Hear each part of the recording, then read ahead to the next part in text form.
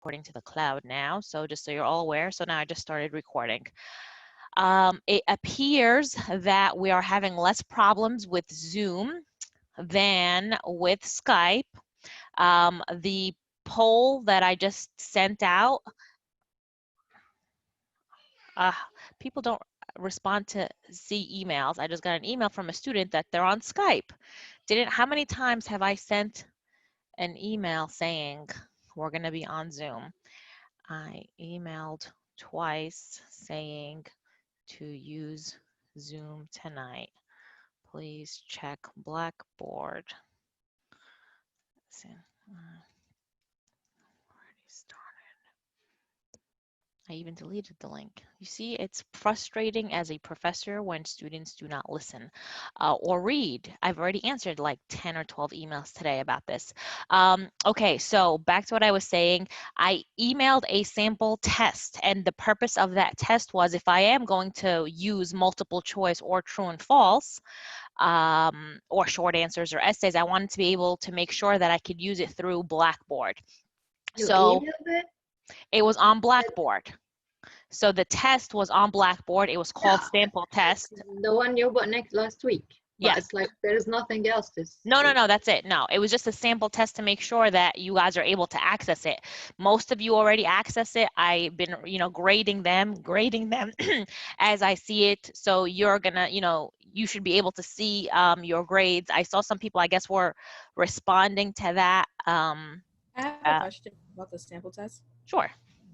All right, in the last question it asked like how would we like want the exams to be, and like it wasn't really a multiple choice, like Correct. It was supposed to be a fill-in. It was supposed to be where you provide an answer. So it gave you choices, and I wanted you to be able to like fill it in. So let's say, because the purpose of that question was if I give you a question on an exam in real life, when it was an actual classroom, there were questions where it was short answers where you would write things out. Yeah. So it's not going to be multiple choice. So some of you what you did were you saved it as either a PDF or a Word document, and then you sent it in as like an attachment, and I was able to view it and I was able to grade it accordingly. I screenshot from my computer and sent it in. I'm not sure if you got it because I wasn't able to like fill it out in a blank space. I think it's fine. We can try that again. I'll probably do one more like sample one prior to an actual exam, and it might be for the first exam that I just stick with multiple choice and true and false just to be on the safe side. And as I have more time to like develop and play with Blackboard, then we'll do the short answers and essays. Overwhelming response from the poll that I just did, 86% of you stated that you want a multiple choice, followed by 56% true and false. Nobody surprisingly selected essays, and very few selected short answers. The problem with that is, with multiple choice, for me, look, and I kind of keep it very straightforward with you, from day one. If I give you multiple choice and I give you true and false, I'm not going to give you the review sheets that I normally would have given you, because my review sheets were meant for a closed book exam. And you being at home with all the technology, books, and everything, I know you're not going to be using this as a closed book exam. So if you're going to have access to look through all your notes, to rewatch lectures, to do all that stuff, then I have to assume that it's an open book exam. So I can't give you a review sheet which really mimics and hones in on all the questions. I have no problem giving you exams as multiple choice and true and false, but it's going to be closed book and there's not going to be a review sheet, because I need to know that you're actually paying attention to the lectures as we go, that you're taking notes. And for my exams always, if you pay attention during lectures, you will do fine, incredibly well on exams, because I take the material that I lecture from and I make that into exams. So kind of keep that in mind. Also keep in mind that with true and false and multiple choice, it's either a yes or a no. So you're either right or you're wrong. I have no flexibility. It's either a yes or no. Whereas with short answers in live lectures, in the real world before this all happened, I was able to see short answers and give partial credit. So I could give partial credit with short answers. I cannot do that with multiple choice. It's either right or wrong. So kind of keep these things in mind. Again, I don't know if I mentioned it to this class or my other 160 class. I've come a long way. You guys are going to be incredibly lucky because my first semester teaching at CSI, it was a class of like a 2-night, 160. So it was like 1 hour and an hour and a half. And those poor kids in that 1 hour and a half, they had 50 multiple choice, 10 true and false, and 5 essays in an hour and a half. They were writing it. They were writing the entire hour and a half. Their poor hands were about to fall off. But I tell you, and if I haven't told you already, if you got an A in my first semester teaching, you earned that A. You deserved like an A put in a frame and hung up on your wall because that was a truly wonderful A. So now it's, I've watered it down tremendously because of just the time. So kind of keep those things in mind as we go forward. But again, main point is for you to pay attention to the lectures. I cannot stress that enough. For those of you who filled out the thing, the grades that you got, whether it's a 30, 60, 90, it doesn't matter. It doesn't count towards anything. It was just really for me to know that I'm able to kind of play with this thing, that it correctly calculates the grades, and to make sure that you're able to fill it out. So when it's class time, I don't want people to email me, when an exam is supposed to start, I can't access it. This is going to be your responsibility. So again, I'm putting you on notice. I'm telling you now, this is now recorded. So if you listen to it again, it is your responsibility to access Blackboard. It is your responsibility to access the content I send out. I have over 100 students total for my 160 classes. So I cannot constantly respond to emails, which is what I've been doing, which takes an incredible amount of time. So I need you to act like adults above the age of 18 and take some responsibility for actions. So it is your responsibility to check Blackboard. If you have a question, then certainly email me, but check your emails, check your Blackboard first before emailing me. So I'm also now going to assume that you've read the material for tonight's classes and that we're ready to move on with the next topic. Let's see, syllabus under okay, I probably removed it already because I've given you a couple of days to do this. So I might have stopped it at a certain time because I'm also playing around with the settings. When it's class time and when it's exam time, you're not going to have an exam forever to kind of do. You're going to have an exam for a certain period of time.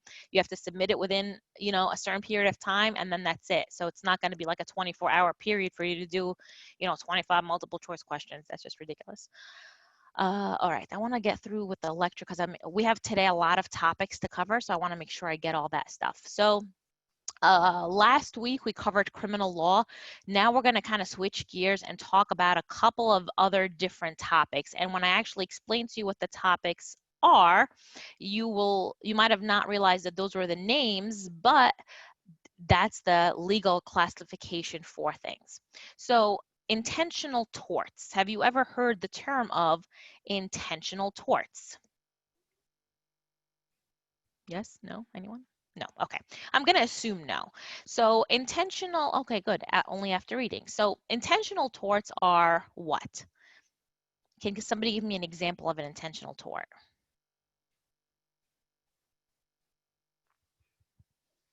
Anyone? Anyone? Okay. So like a act, like a wrongful act? It is a wrongful act. Can you give me an example, like a real life example of something that would be? Domestic violence? Now, domestic violence, I would actually categorize that as a potential criminal also. So Okay. try to think of civil examples. Like trespassing, Old. publicity, I think as well. Publicity, when you are, you're thinking like the libel stuff, not so much publicity. It's think of car accidents, think of medical malpractice, think of lawsuits like that. So when we talk about intentional torts, it could be assault and battery in a civil sense, but it's the automobile accidents, professional malpractice, sometimes product liability. If you're using a product and there's something inherently wrong with the product and you're going to sue the manufacturer of the company. I see somebody fall on somebody's property, so yeah, the slip and fall, right? That's not so much an intentional tort, but that is a tort itself, because we sometimes classify things between intentional torts and regular torts. And intentional tort has some kind of element of an additional area of neglect. But when I talked to you about these things, it's going to be, again, realizing that this is a 101 level class, that you're not in law school. So I'm gonna just break it down to the simplest possible thing. Whenever we talk about torts, you have to think about what the principles are of torts. And it's not like criminal. When criminal, we talk about the punishment of people. When we talk about torts, it's really compensating people. So if you're in a tort action, so you're suing somebody, again, we're thinking of now civil, right, not criminal. You're suing somebody, and the end result is you want to get paid, right? You want to get paid for the harm that you suffered. And who should be paying you for the harm that you suffered? It should be the person who caused that harm, or the entity that caused that harm. And what we want to do is we also want to prevent future harm and losses. So the three basic principles of intentional torts are, this is a listening, element, but if you want to learn stuff, you can also write this down. But the three basic principles of intentional torts are compensation, placing the cost of that compensation on the parties who should bear it, and preventing future harm and losses. This is something that I want you to write down, and you need to have this memorized to heart. And now those are the elements of torts. We talked about elements of criminal actions last week, and again, just to refresh your memory, what is an element of a criminal action? Element is just that breakdown, right? When you define a murder, or you define robbery or things of that sort, the elements are the exact definitions that make up that particular crime. So when we talk about torts in a civil action, every single tort has to have 5 things, okay? This is very important. I'm going to go into each one, but I'm going to actually, here we go, I'm going to put this down for you guys in the chat. Did I have it? Did I send it? Let's see here. Nope. How do I do this? Hold on a minute. Send to chat to everyone. Let's try this again. Okay. So I just wrote it down in the chat. The 5 elements are duty, breach, proximate cause, actual cause, and damages. Okay. Now I'm going to go into what each one is, and we're going to learn about this not only with intentional torts, but also with regular torts as well. And these are the elements that, in order for you to be successful on a lawsuit, you must be able to prove these 5 elements. And just really quickly, because we're going to go into it in detail later on. So this is now listening, not so much writing down, but just so you're aware. So the duty is, it means the duty of one person to the other. Was there a relationship between the 2 parties that now are in a lawsuit that would warrant this lawsuit to begin with? So a duty, let's go with a car accident, for example. So if 2 people are driving on the road, they each have a duty to one another and everywhere else on that road to be careful driving. So you may not know the other person, but you have a duty to be careful while you're driving. You cannot go 90 miles an hour on Highland Boulevard. You cannot go 100 miles an hour on the Stanley Expressway during rush hour, right? You have a duty to be careful. It's an inherent duty. There's also, again, we're going to talk about it later on, there's a classification of duties. There's certain categories of people that by the nature of their job, they have a duty to one another. Again, remember last week when we spoke about whether or not I, as a professor, had a duty to you as college students with the use of the EpiPen? I don't have a legal duty to you. However, remember I said if we change the fact pattern just a little bit and you guys were all elementary students, then I would actually have a duty to you. That's because a duty exists between a teacher and students. when they're that young. There is a duty that exists between a parent and a child. There is a duty that exists between a bus driver and the passengers on the bus. So there are certain classifications of duties that exist, and there's ones that are just general kind of knowledge. Breach. When we talk about a breach of that duty, well, what does that mean? Well, the breach of that duty is, hey, I did something wrong to break that duty. Like I broke my obligation to that duty. So if I am in fact driving 90 miles an hour on Highland Boulevard, then you bet your bottom dollar that you are breaching that duty. So that's, you have to make sure that the duty is breached in order for you now to go to the next thing. Proximate cause. Proximate cause is actually the hardest of the 5 elements to understand, and I put in but for. And the reason I put in but for in parentheses is that's how we learned it in law school. It's the but for clause. So but for the respondent's actions, this breach of duty would have not happened. Again, to try to explain it in a little more plainer English. Had I not been going 90 miles an hour, I would not have hit the person in front of me. So it's not just the actual hitting of one car of the other. That, in fact, is the actual cause of the damages. That's the actual cause of the problem at hand. If I rear-ended somebody, my car, hitting that car in front of it, that's the actual cause of the problem. The proximate cause is, had I not been traveling at such a high speed, I would not have hit that car. It's the but for. But for that action, the subsequent actual action would not have happened. Okay? Again, we're going to talk about it more detail later on. There's cases that actually illustrate these concepts, but this is just a brief tutorial, if you will. The last thing is damages, okay? Even if you have the first 4 elements, if you don't have damages, you don't have a case. Let's say I was, in fact, driving 90 miles an hour on Highland Boulevard, and let's say I did breach my duty to my fellow drivers by going that speed. Let's say I did hit a car in front of me because I was going that speed. If there's no damages, if there's not a scratch on that car or my car, I don't know how that would happen, but let's say those 2 cars are made out of some kind of fancy, super futuristic material where they don't get damaged, or they have like this bubble wrap surrounding the entire cars, or those bumper thingies, and there's no damages, there's no lawsuit, there's no case. There's no damages. So why are you suing somebody else? What are you trying to recover? So if there's no damages, you cannot sue. Okay? So those are the 5 elements. We're going to talk about this over and over and over again. So kind of know this. I always test on it. So know the elements. Okay? And as I mentioned last week, I love cases because I feel cases kind of bring legal concepts to life.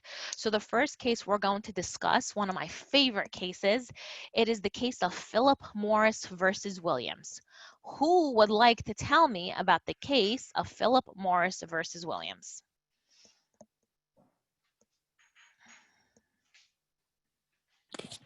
The Williams family sued Philip Morris because they believed his tobacco use was the cause of his death, essentially.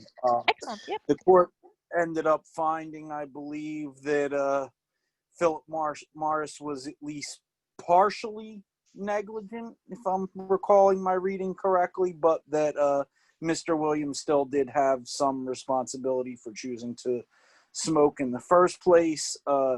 Judgment was rather large. I don't remember specifically, but I want to say $140 million. And Philip Morris contested it, I believe, on the grounds that it was excessive. You're off with the numbers, but you are doing very good, and I don't want to stop you. Is there anything else you want to add? They contested it that it was excessive, and the appellate court found that it wasn't excessive, that I guess that juries could find weren't limited necessarily by there was like a multiplier that they used. I forget what the name of the multiplier was, but they were saying, I guess, that treble damage multiplier, is that correct? Punitive damages. Punitive damage multiplier, that was, it was in excess of 10, it was like 33 times the or the punitive damages were 33 times the amount of the actual damage suit, of the actual damages. So though it was, though they said that though that was a large amount, it was still reasonable, because the purpose of the suit was to prevent future actions from like that from happening, I believe. Very good. Excellent. You did a very good job. Thanks. Now it says on your thing that you're a Zoom user, so I don't even have a name to go with that. Daniel West. Daniel West. I've got, yeah. That's okay. Great job, Daniel West. Thank you.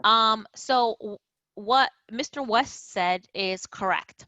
You have here, and this is not actually that old of a case, which is really interesting, because I remember in my younger days, I used to be able to see, my dad was a very, very big smoker, and he smoked Marlboro. And so much so, like, they, on Marlboro, each packet of cigarettes, it had this thing on the side. It was like a collection of points, and you would collect the points of Marlboro, and then you send it in, and they would send you stuff, gifts, right? So we had Marlboro winter coats. We had a kayak, just to get an idea. So we had an actual kayak made by Marlboro. We had tons of Marlboro material. They used to advertise for cigarettes on TV. Bad, right? They never really advertised all the bad stuff, the addiction, the nicotine, and the death that can cause with it. So this case, a relatively new case where person died, Mr. Williams, wife sued, and the court, the trial actually found for $821,000 worth of damages. 821 actual, like 821,000 actual damages, but there were punitive damages. So in this case, I want you to know punitive damages. And punitive damages, whenever you hear the word punitive damages, you should equate that with the word punishment, okay? So punitive damages, equate it with punishment. So there was a punishment of the Philip Morris company of an additional $79.5 million, which was huge. So they had $821,000 for this particular case, but they tacked on an additional almost $80 million. And so there was obviously an appeal, right? Philip Morris didn't want to pay that. So the trial court said 79 million is too much. So they reduced it to the 32 million. Both sides appealed again. But the Court of Appeals in that state, Oregon, they actually restored the original 79 million. And they said, why? It's because this was punishment of unlawful conduct. And they wanted to deter, meaning stop other cigarette companies from doing this, that they should have a warning. So if any of you smoke, okay, cigarettes, if any of you smoke cigarettes, let me clarify, take a look at your cigarette box right now and see the font of the warning label on it. Again, in class, I would always have somebody that had a cigarette box, so we'd always see it. It's huge, okay? It tells you about warning of death if you're pregnant. It's causing all malformities of the baby and things of that sort, right? That stuff came as a result of this case, okay? So when we talk about this case, if I ask you what this case is about, you need to know the concept of punitive damages, which is that punishment.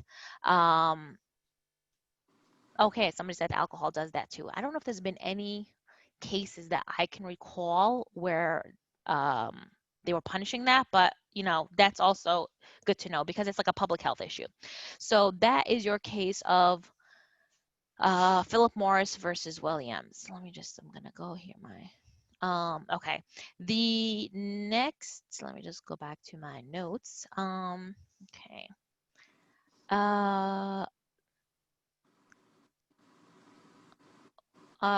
Okay. One of the other cases I have in my notes, but I don't know if I have it actually on your syllabus. So if I don't have it on your syllabus, I will not I might have taken it out. Oh, that's sad. Well, I had this other case. So this is a fun case. I'm just going to tell you about this fun case, right? Farrell versus McCullough. So this is just a purely learning thing. These two young people were in Ruby Tuesday, and they were having a grand old time. They left, but then they were arrested because they were falsely accused of not paying their Ruby Tuesday bill. So they were arrested. They were put in a cop car. They sued later on for emotional distress. You've heard the term before, emotional distress, right? And false imprisonment. So false imprisonment and emotional distress are two interesting concepts, right? And I remember in law school, we were taught that emotional distress is one of those fluffers, okay? You can't just sue based on the sole act of, thank you, 18 and 13, somebody here read, I like that. Do you want to tell us, Martin, about this case? I didn't think anybody read it. Yeah, I've read the case, and basically what happened, they just got in, they ate whatever they ate, and they paid their bill. And there was some miscommunication between the waiter and the part-time manager or something like that. So the waiter gave him misleading information that these two girls, they didn't pay their bill. And there was a undercover or off-duty police officer who just who parked on the parking lot. So the manager jumped on him and he told him that these two persons who just left the restaurant and jumped in the car, they didn't pay their bill without checking on them or confirming that information. So they basically followed them and they stopped them on the highway.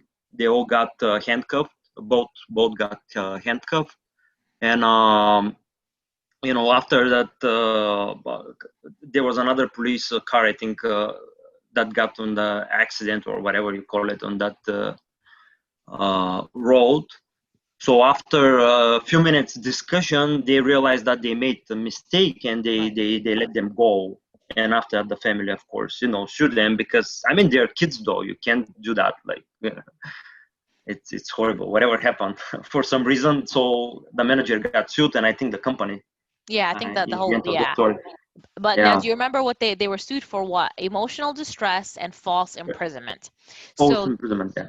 and so this case highlights these two concepts. And so I'm going to use this as an opportunity to teach you about false imprisonment and emotional distress.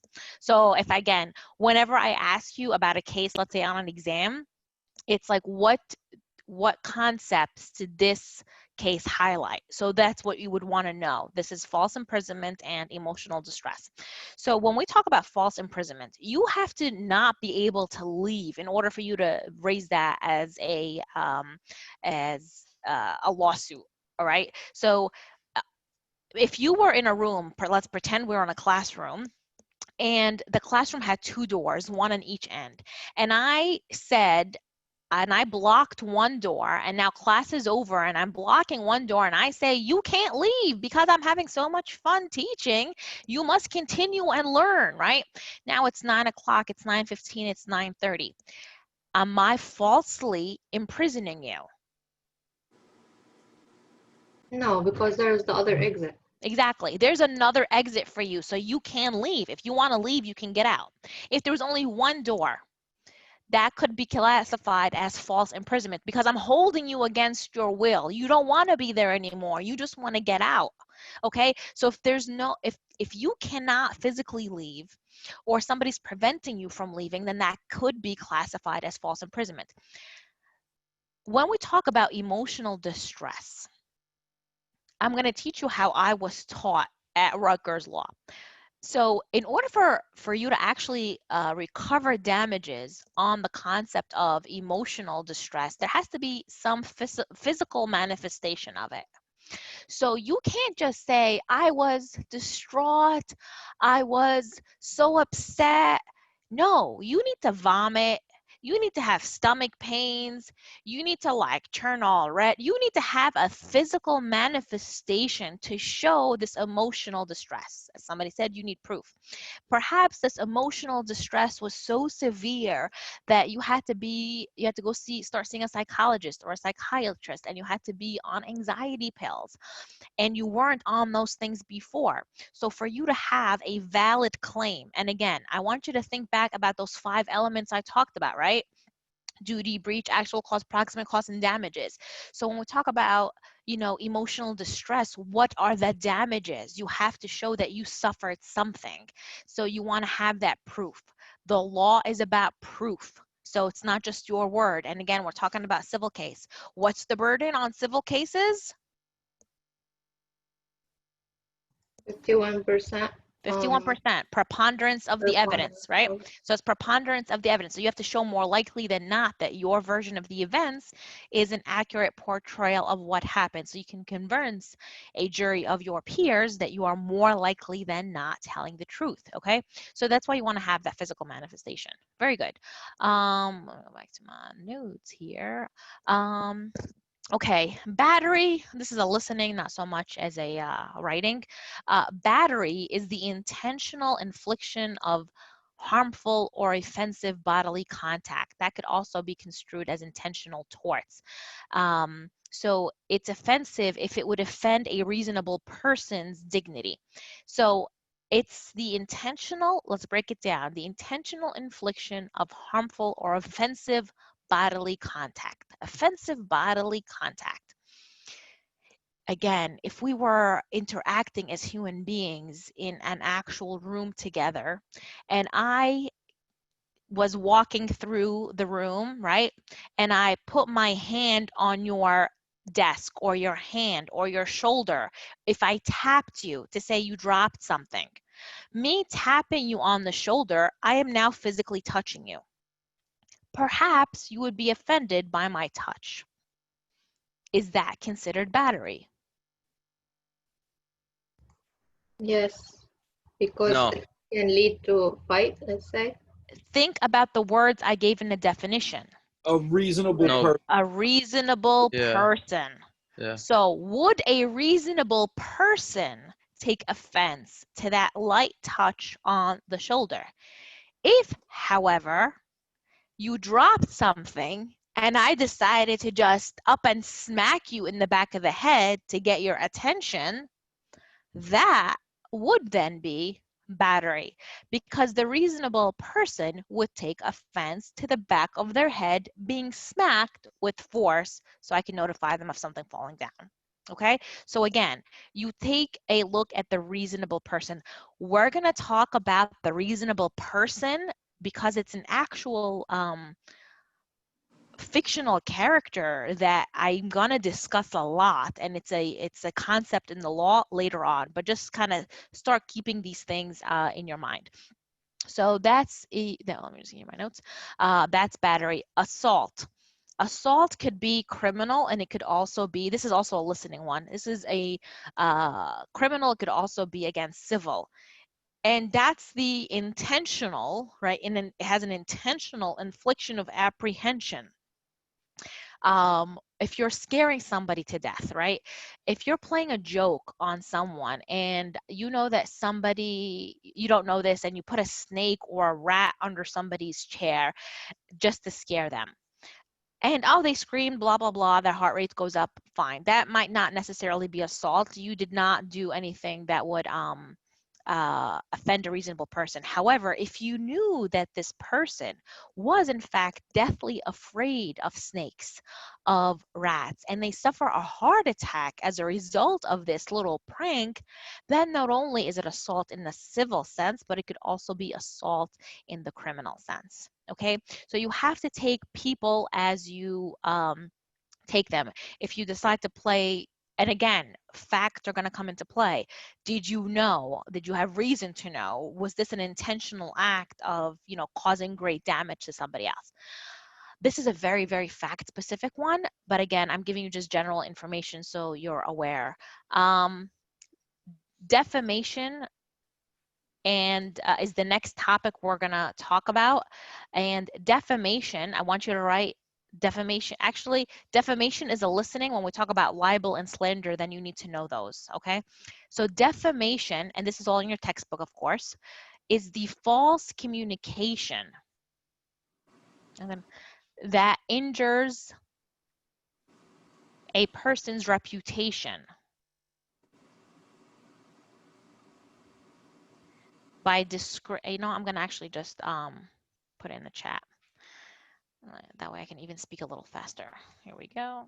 Okay, so defamation is a false communication that injures a person's reputation by disgracing him or her and diminishing the respect on which it's held.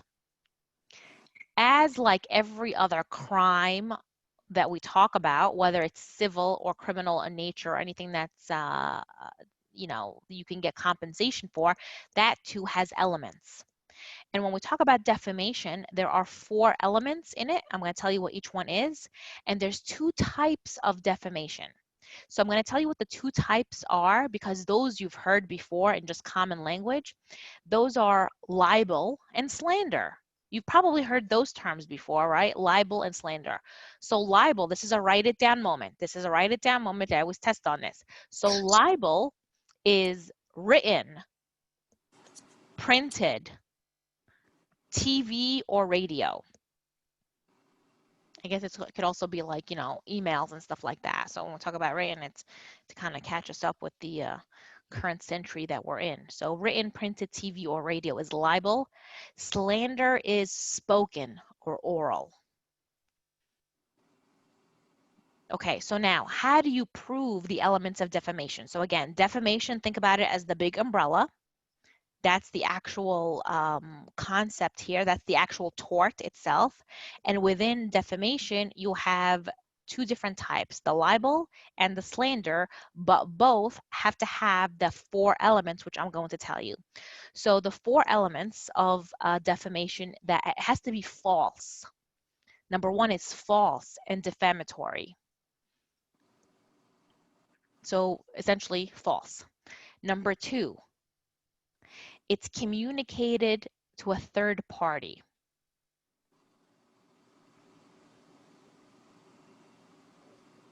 Number 3, failing to ascertain the falsity of the statement, meaning failing to determine the truthfulness, okay? Failing to actually verify the information. And that depends on the state that you're in. So number 3 is failing to ascertain the truthfulness.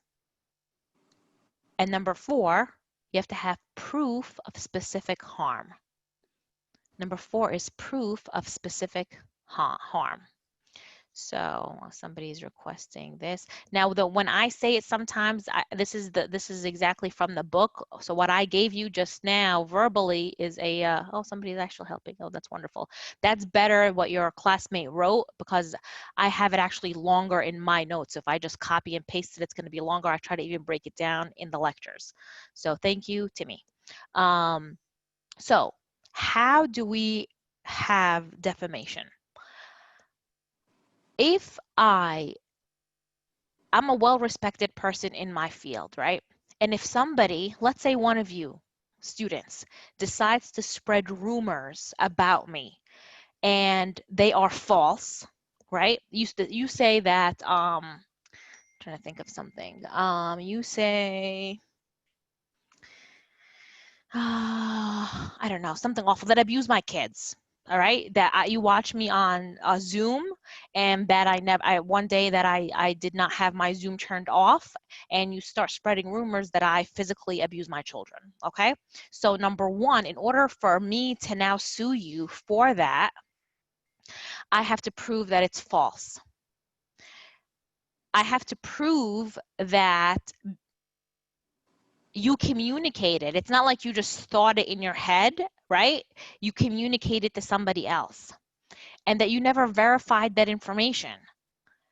and that I suffered harm as a result. I lost my job at CSI as a result. I lost my job in the courts as a result. Now, I'm suing you because you spread rumors about me. It's not just a rumor, you're saying it's true. If, however, what you said was true, truth is a defense to defamation. So if you're able to prove somehow that what your claim, that it is correct, then me suing you, I would lose. My 7-year-old heard me say this example. He's very upset now. I'm not, clearly, so go away. Go talk to your dad. So that's the defamation, okay? You have to have all 4 elements, because if I'm suing you, I'm going to be suing you to recover funds, right? That's the whole purpose of torts, right? We said compensation. So if I'm suing you for $500,000, that's because I lost my job, that I lost whatever, I lost my prestige in the community, things of that sort. So I'd have to be able to prove all that stuff, okay? Don't forget, truth is a defense to defamation. Okay.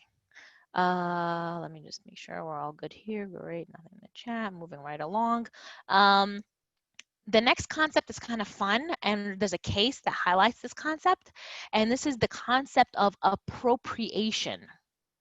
And appropriation is the unauthorized use of another person's name or likeness for one's own benefit. I'm going to copy this one for you guys and put it in here. So here we go. Okay. So appropriation is the unauthorized use of another person's name or likeness for one's own benefit. And there's a case that really highlights this concept, and that's the case of White versus Samsung.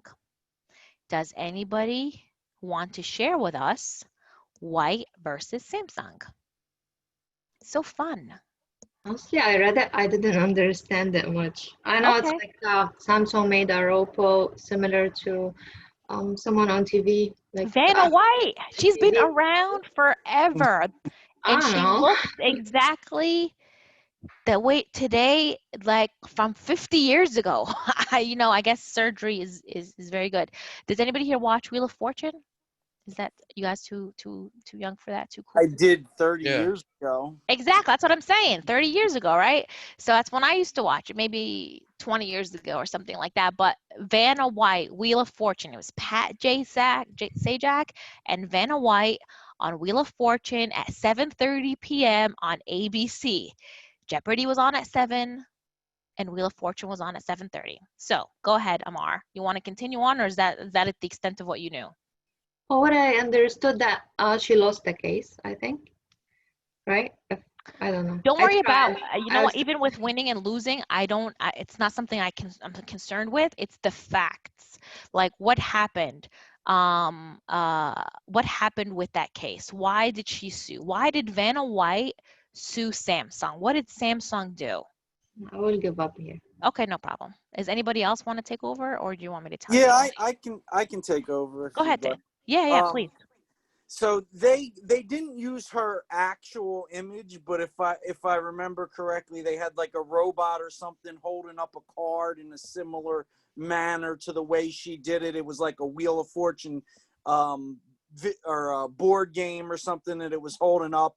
And in their promotional material, they actually named it like the Vanna White promotion or something along those Something lines. like that. Yeah, something Advertise, yeah. It's actually advertising. They were advertising some cassettes or some stuff like that, some products of Samsung, and they're kind of like copy the whole image of her doing that game Wheel of Fortune without using her face. I don't recall they used her name, but they had a robot that had a wig on that looked just like her hair.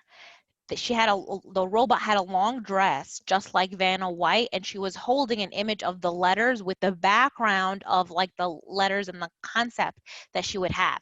So they might have not used her name specifically. I don't remember It was her that. likeness. I remember It was her reading likeness. it was her Exactly. likeness. Exactly. That was part Like her of that. persona, correct? Persona, exactly. So that way, when you see that image, you automatically assume it's Vanna White. So now what happens when you assume, now you see this commercial, what are you gonna think? That there's some kind of relationship between Vanna White and Samsung. Perhaps she's endorsing them. So Vanna White, and again, I don't care about the outcome of this particular case because some of the cases we talk about, I might not necessarily agree with the outcome because the same fact pattern can happen in one jurisdiction and have one outcome, and it can happen in a very different jurisdiction and have a very different outcome.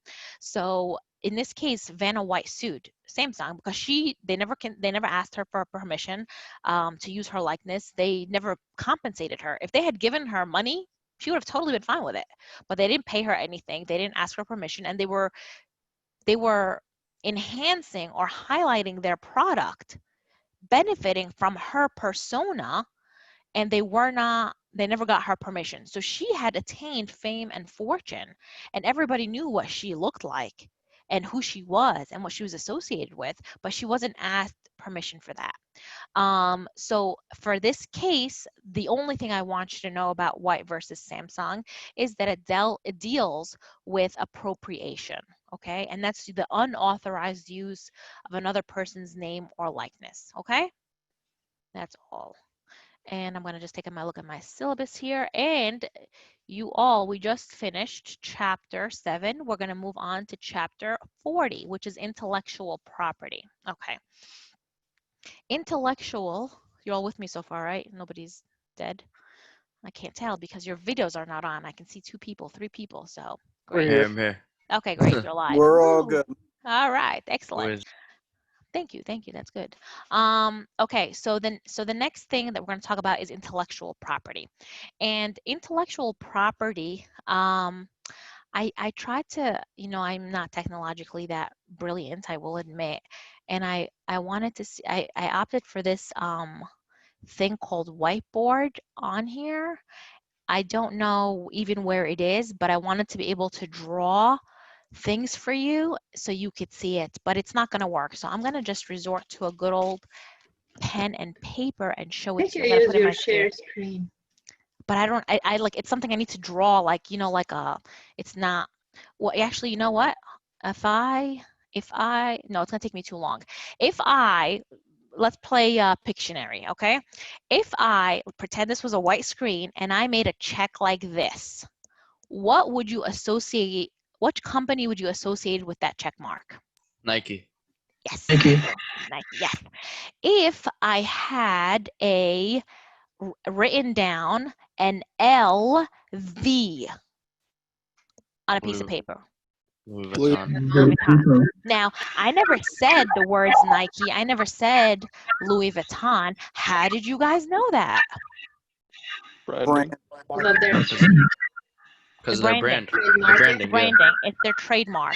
It's property that they have. Whiteboard is under share screen. You can draw with your. Yeah. If you press Alt S and then you'll see it. Wait. Hold on. This is very enlightening. Under share screen. Is it advanced? Press Alt S. To open the share screen menu is Alt S. Okay. Yeah. Who can share? I only have how many participants who can share? So Oh, yeah, we have you can somebody do it. doing it. Yep. Somebody's doing it, but it's not me. Yeah.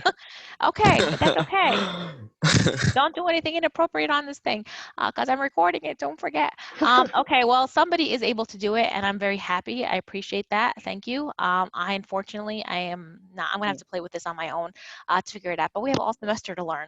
So those things are as a result of trademark.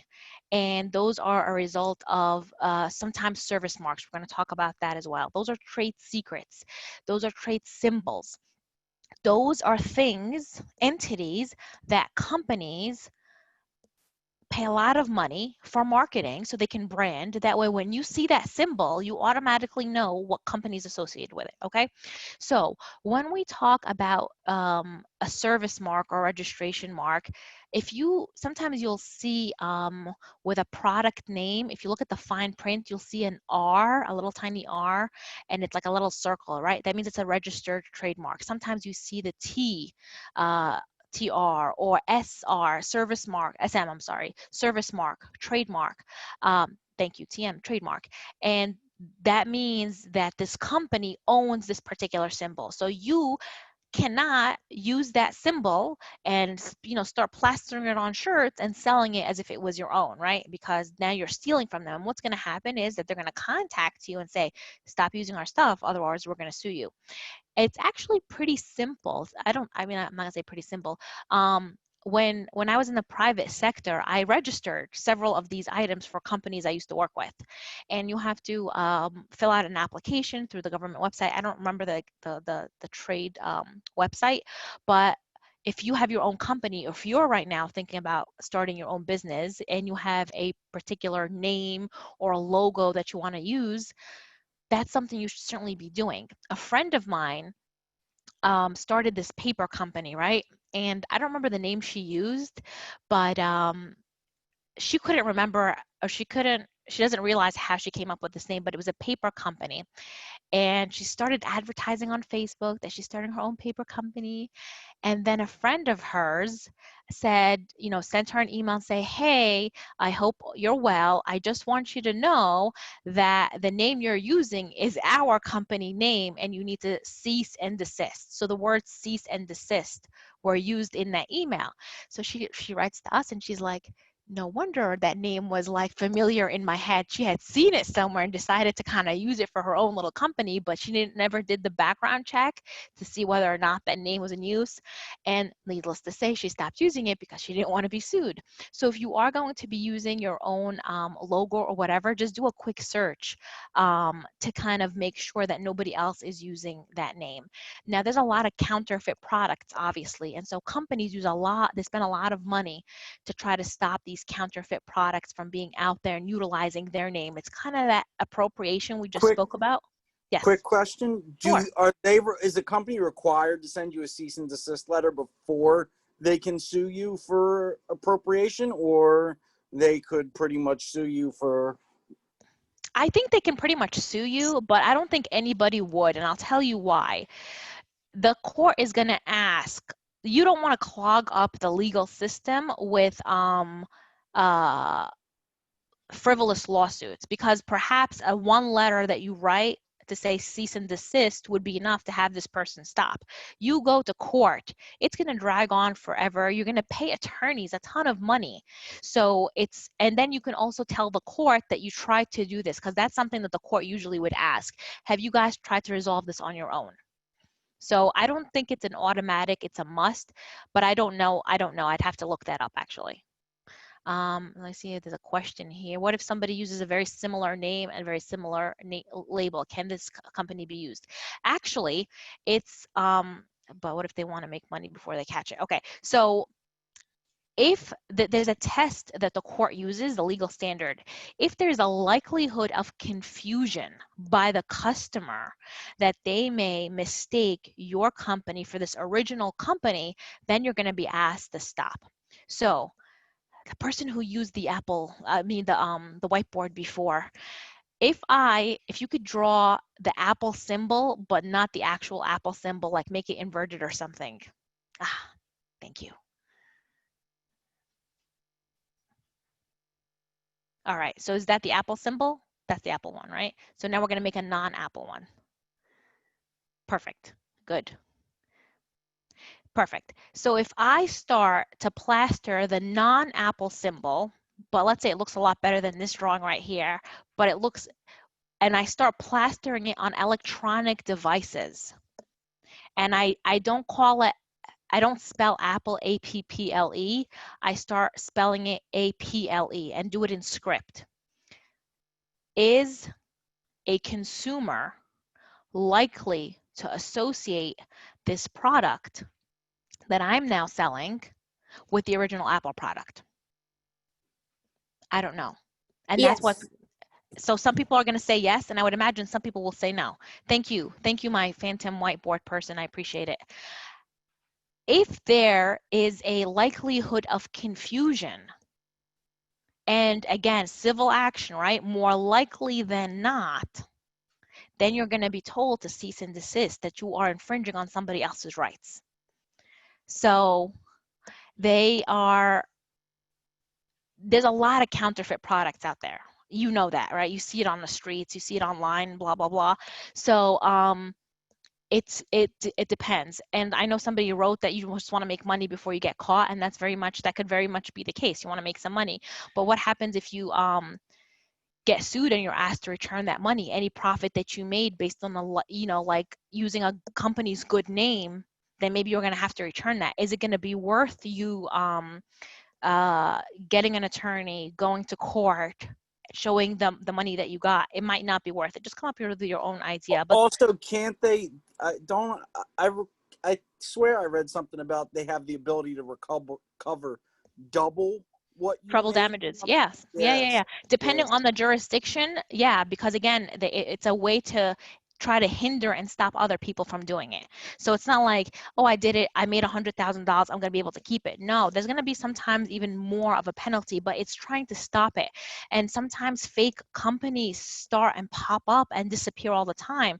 And so the company that has the original name, it takes so long and so expensive on their part to kind of try to stop it. So this is again, it's a 100 level course. We could probably spend an entire semester talking about this stuff, but I just want you to kind of have an idea. I want to see if there, what else I want to tell you guys. Oh, this is something to write down.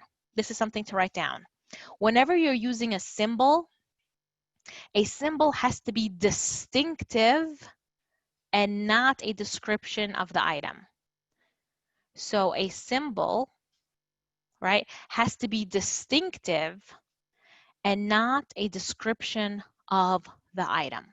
So if we go back to the apple example that we used, right, an apple that you eat has absolutely nothing to do with computers or electronic equipment or anything of that sort. So Apple was able to trademark that as a symbol for their products because it has nothing to do with apples. Would, however, a farmer of an apple orchard be able to register an apple symbol that has that, a red delicious apples? Would he be able to put a logo on that? He might not be. She might not be. Why? Because it's just a description of the products that are being sold, and it doesn't have anything distinctive or unique about that particular product. So it cannot be overly generic. Look, have you ever heard of the term, I'm going to just say the word Tupperware? What does the word Tupperware mean to you? It's like plastic containers. So I'm glad you said that. Does anybody else want to add anything about Tupperware? Definitely does have a branding.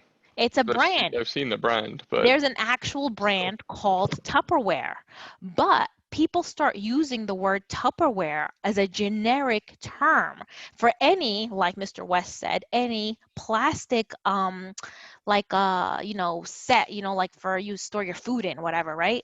But it's an actual company. So when somebody says, oh, can you hand me a Tupperware so I can put the food away? Well, is it an actual Tupperware brand, or is it just a plastic container, like from Walmart, right? Well, like a Walmart brand. So sometimes trade symbols become so generically used that they lose their identity, and then it's hard for the owner of the brand to protect it because now it's being used as a generic term. And if they don't try to constantly enforce their rights to that use of the Tupperware, then they can lose it, and then they'll eventually be prevented from suing on it. Kleenex is the same type. I will tell you this, my mother-in-law, when we first met, she'd be like, oh, can you give me a Kleenex? And I'm like, well, I only have, I didn't have the Kleenex brand. I had like this other tissue, but she was using the word Kleenex as a word for a tissue. Like that's how, she used it, but it was actually just tissues. I don't have Kleenex. I don't have that. I just have whatever tissue box I have from Costco, So again, there are a lot of companies out there. Xerox, same thing. Can you make me a Xerox? That was an actual company, Xerox. The word is copy, but it gets used so often that it gets diluted and it becomes a generic way to describe an item rather than a distinction of that particular company itself, okay? So again, long-winded, I know, but a symbol has to be distinctive and not a description of the item, okay? That covers everything I want you to know for okay, let me just tell you a little bit about trade secrets actually for chapter 40. Trade secrets. Trade secrets could be a multitude of things. So write this down. This is from my brain. So a trade secret could be a formula. It could be a list of clients. It could be a model in building something. It could be any of those things. That's a trade secret that's particular to this particular brand or an item. I just read an article recently that, and I don't know if it's an actual amount, it's going to amount to an actual lawsuit or not, but Ocean's Casino, I don't know if you guys might be too young to gamble or know anything about 8Z, but Ocean's Casino in Atlantic City is suing, Borgata is suing Ocean because Ocean's Casino is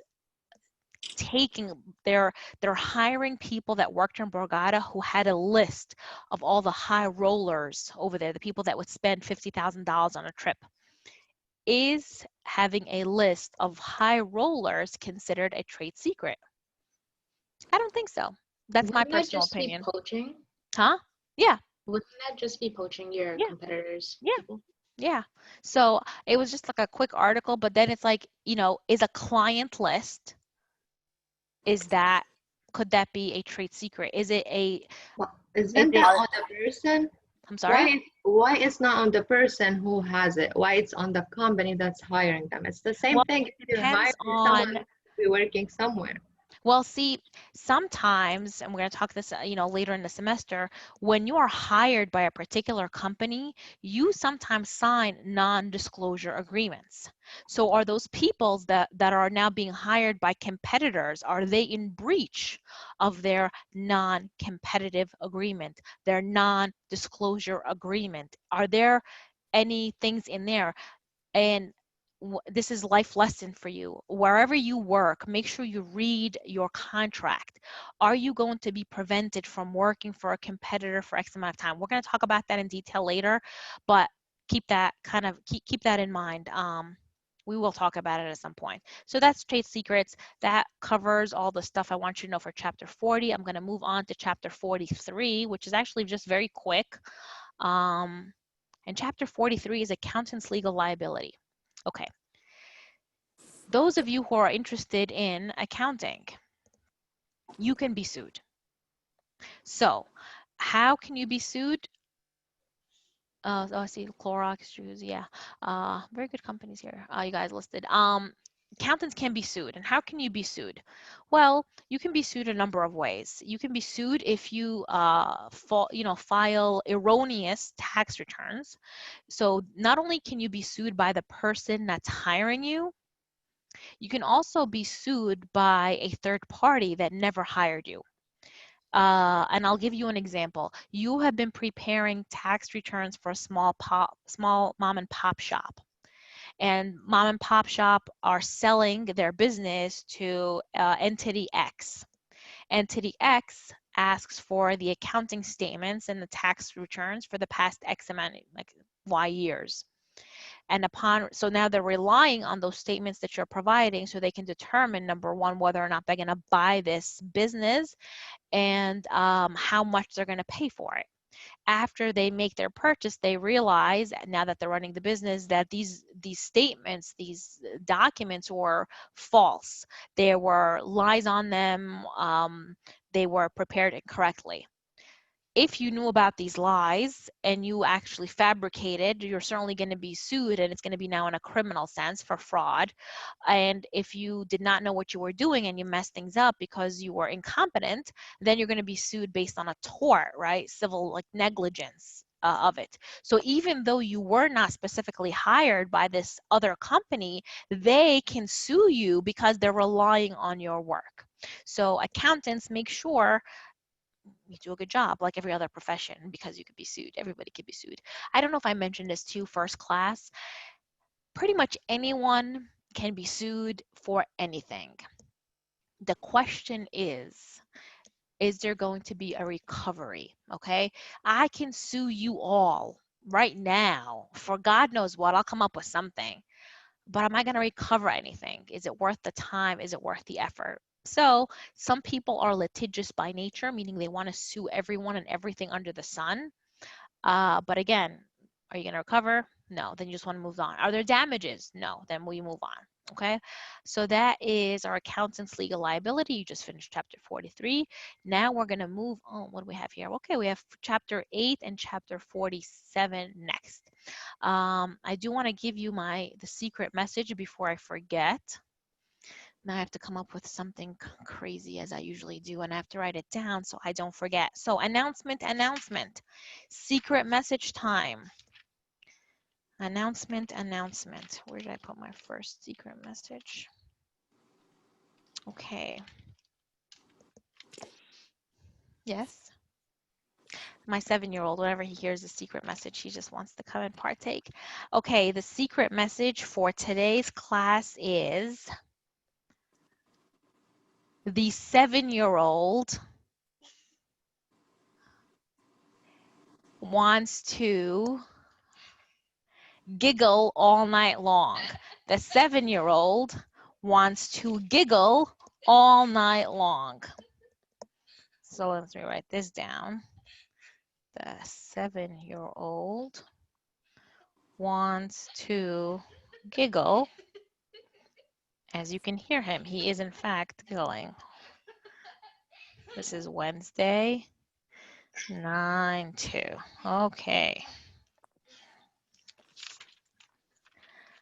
Okay, so we're gonna move on to Before we move on, can I ask you about this? So the chapters, like that's my main problem right now. Do we read every single page? Do we read every single? No, as you can see from the syllabus, it gives you subcategories. So it tells you, like for chapter 48, it gives you that like initial like paragraph, negligence and strict liability. So read everything under negligence and strict liability. Do you have to read and understand every single word? No, but I want you to kind of read over it and look. Sometimes they like read the cases. Certainly whenever I give you a case, read the cases, because the cases highlight the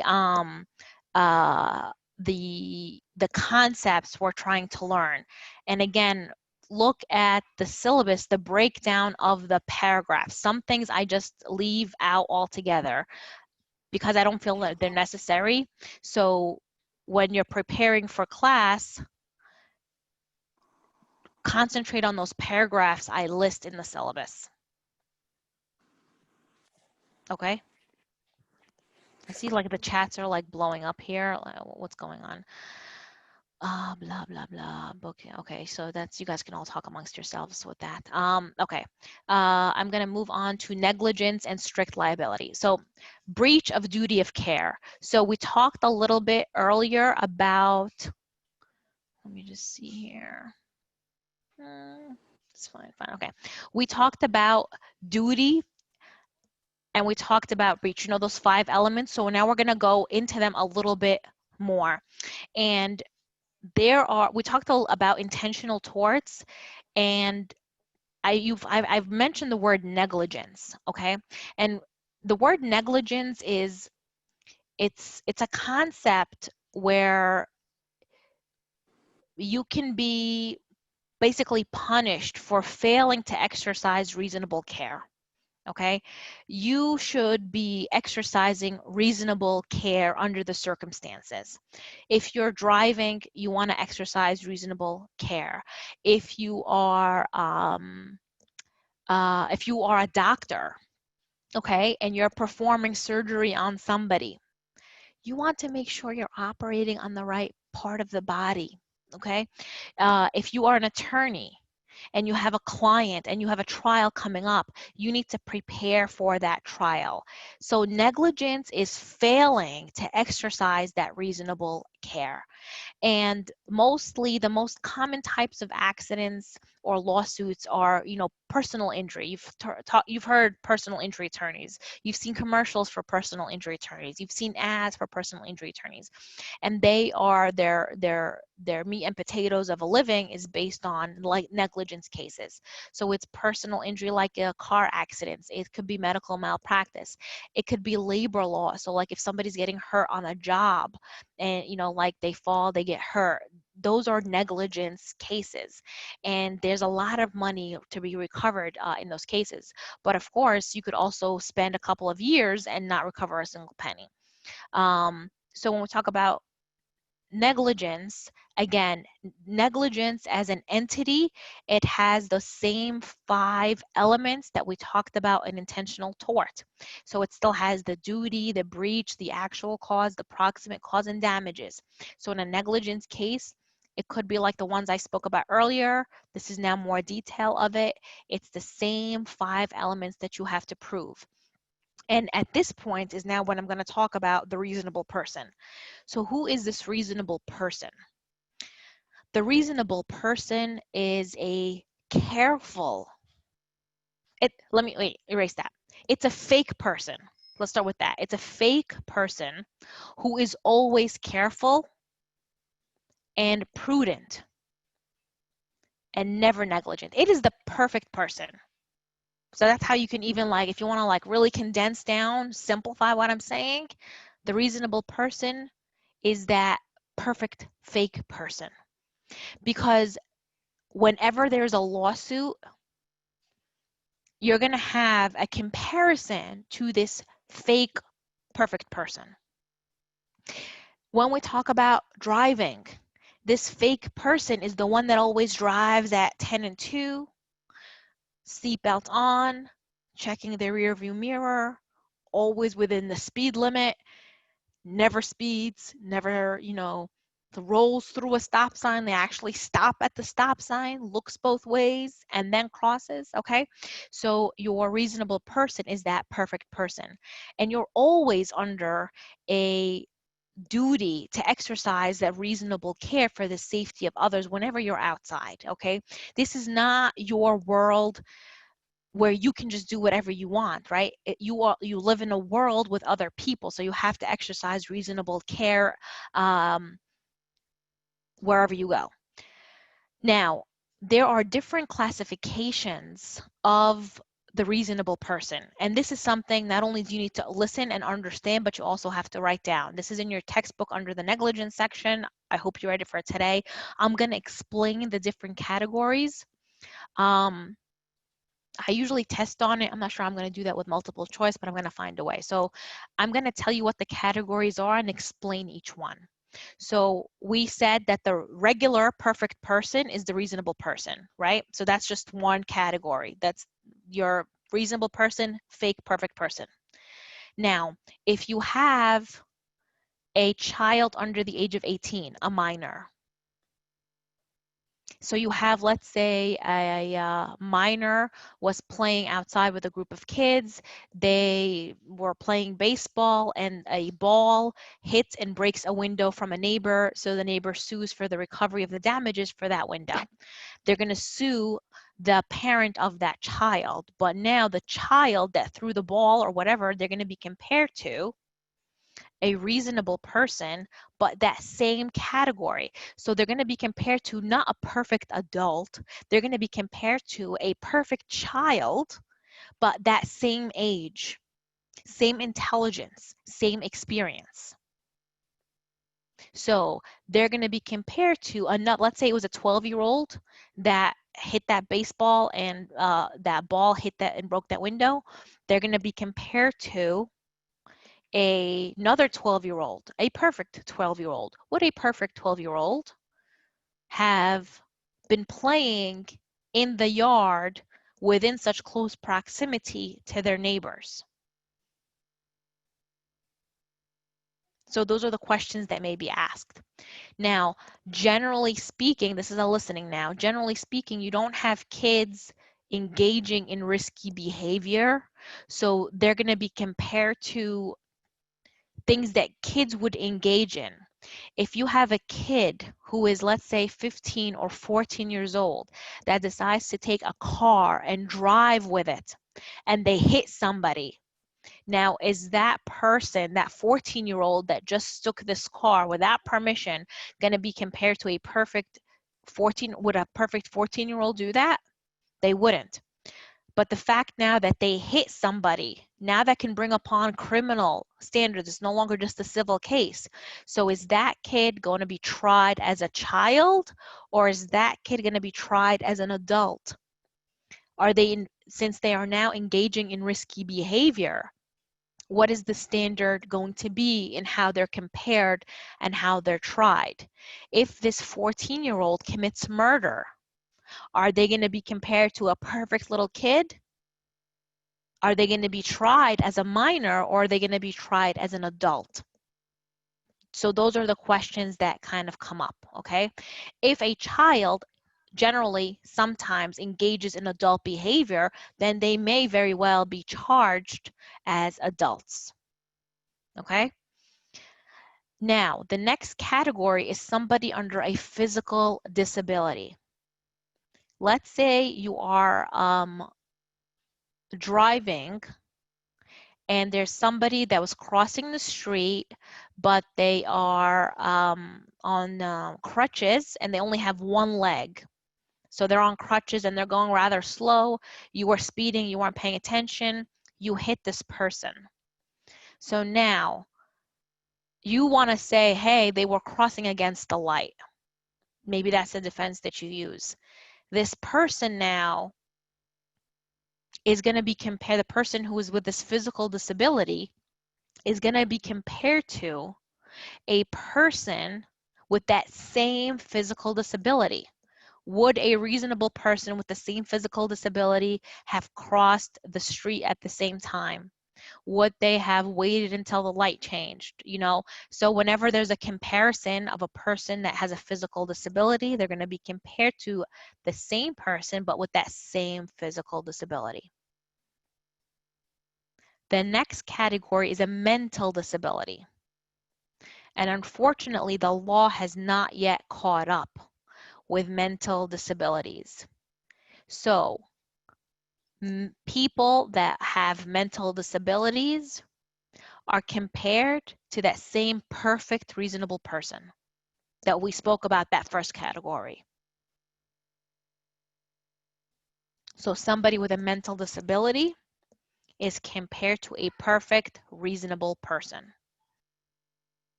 The last category is somebody with a superior skill or knowledge.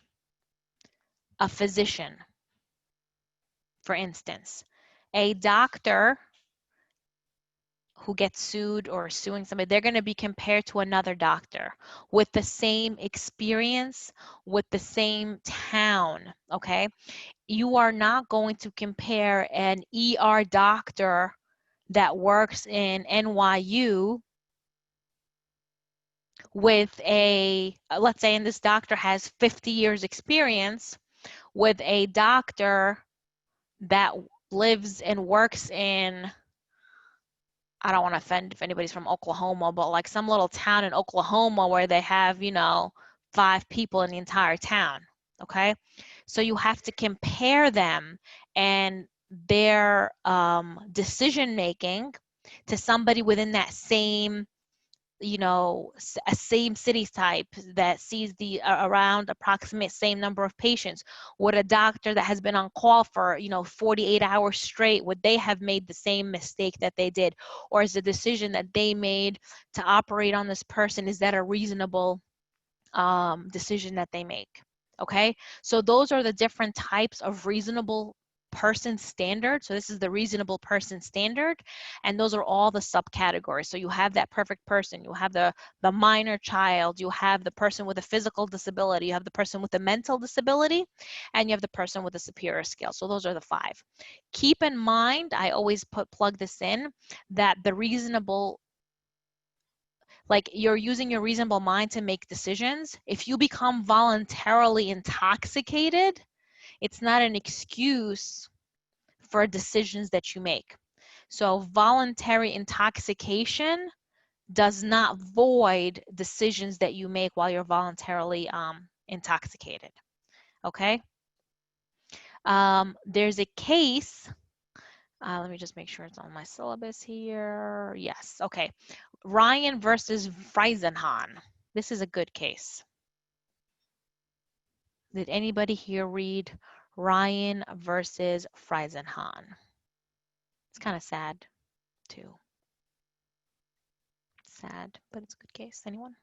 Ryan versus Freisenhahn? Okay.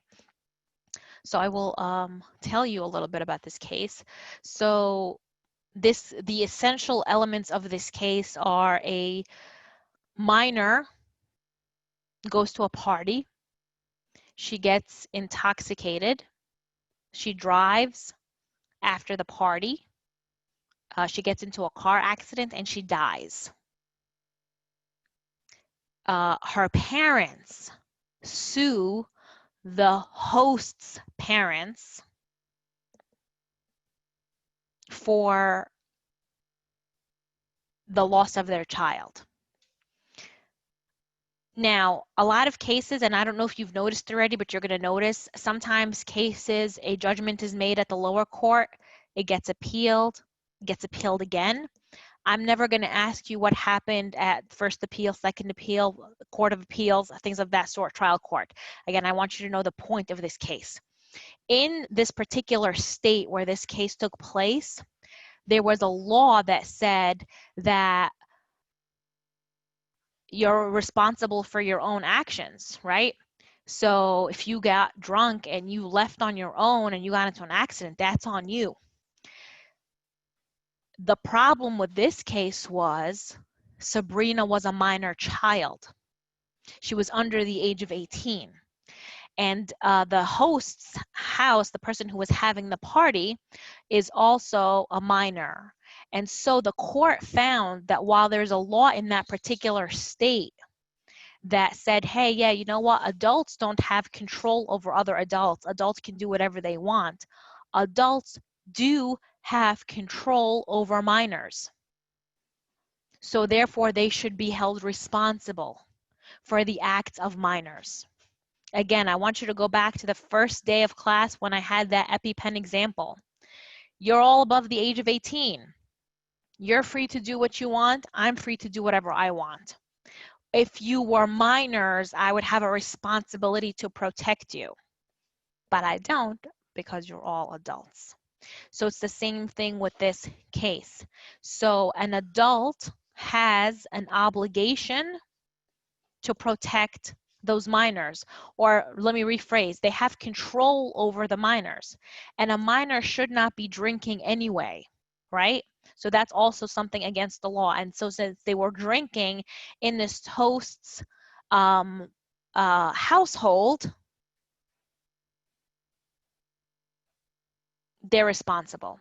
So I'm seeing questions where the parents aware. I don't remember, and I don't think the fact that they were aware or not, the fact that it happened at their household, it was their responsibility. I'm going to speed it up because my 3-year-old is crying, okay? So that's Ryan versus Freisenhahn. Okay, remember I talked about earlier today about the duty to act, and I said there's certain relationships that exist. I'm going to copy the list. This is again in your textbook. I don't generally test on this, but I might, so that's why I'm going to give it to you in a chat just so you're aware. Those are the duties that exist between certain parties, okay, certain people. So common carriers with passengers, innkeeper. What's an innkeeper? It's like the hotel. So if you go to a hotel, they are charged with keeping you safe. They have a relationship to make sure you're kind of safe. Employer, employees, school with students, landlord, tenants. When it comes to common areas, businesses that are open to the public, custodian, parents, and children, right? So I have a duty. Until my kids turn the age of 18, I have to protect them. It's my job. I'm responsible for them. Yes, I know you're happy about that. Okay, so that's that case. The next case I want you to know also that talks about and highlights duty is Soldano versus O'Daniels. Did anybody read Soldano versus O'Daniels?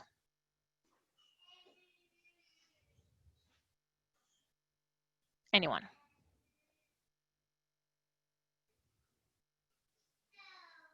Anyone? Duty? Okay, you guys have to read. So I don't give homework, but I expect you to know cases. So I'm going to ask you one more time. Soldano versus O'Daniels. So this is a case you're going to be responsible for that I'm going to test on that I'm not going to go over. If I don't see responses during class or people volunteering for cases, then I'm going to start assigning homework, and I don't think you want that. So you got to read. You got to at least read the cases. If you're not reading the material, you have to read the cases. So Soldano versus O'Daniels, I don't even know, should I even ask about the rest of the cases that are on for today? Did anybody read them? Okay, so Soldano versus O'Daniels, you're responsible for. I'm going to put that also in your chat, but I'm only going to put the title in. You have to know that case. Something, yep, somebody said it's about a saloon, yes. So if somebody knows about it, that's good, yes. Please tell us. Anybody? You don't want to talk about it? Okay, correct. The bartender refused to call the police. Good. Guy sued for wrongful death claim. Okay, so you don't want to talk, that's fine.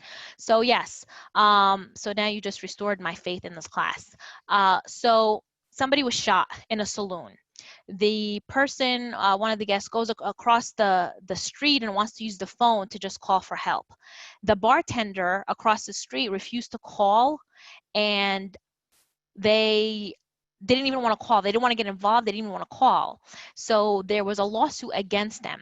And basically the court said, you don't have to get involved, but at least you shouldn't be preventing somebody else from helping in the situation. That's my baby. So when it's something so little as calling, there should not be, it's such a little minuscule thing to do to save somebody's life, that should not be prevented. So like I said earlier, there are certain duties and classifications. So if you have a public place that you have and people are coming in, you have that duty to kind of at least help them if there's an emergency of some sort. Okay, so that's Soldano versus Daniel. When we talk about duties of possessors of land, trespassing, licensee, invitees, there's like certain subcategories. You have heard, like, you know how like if you own a home, you have to make sure that you plow the snow in front of your house. If you have a store, you got to make sure you do the snow removal in front of the house. Why? Because people are going to walk, right? So you don't want them to get hurt.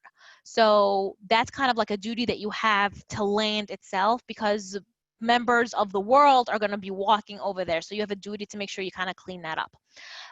The next case that we have here is Love versus Hardy's food system. I love this case also. I'm going to just tell you, I'm not even going to ask if you knew or not. It's a fun case. Love versus Hardy's food system is a person, it's just so funny. It's just crazy. So they're, I don't know, it's a mom or a son or something. They go it's a bathroom case. Yes, it's the bathroom case. Somebody wrote that. That's correct. Love slipped on water in the bathroom. Beautiful. Mother and son case. You guys know this. This is so wonderful. You are actually reading. So they slipped in the bathroom, they hit their head, and they sued the store. And the store, the owner of the restaurant, they ended up, when they had the actual case, they showed that nobody was like cleaning up the bathroom, that they were supposed to like clean it up and check the bathroom. There's a log, but they never cleaned it up. So it wasn't busy. They had somebody leave early. And hold on one second, guys. I just have to get my child that you can hear screaming his little heart out. And I know my husband's trying to help out, but it's not working. Give me one moment. I'll be back. Hold on. This is what happens when you work from home. So, let's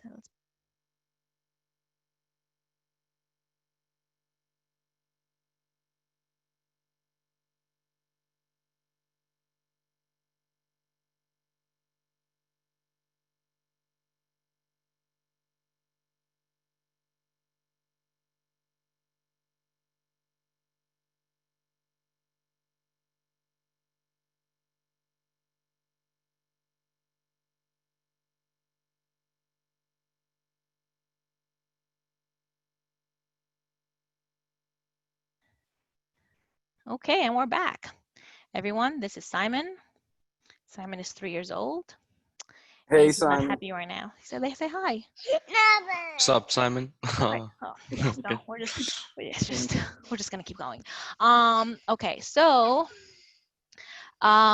he was able to recover $125,000 for the recovery. Why?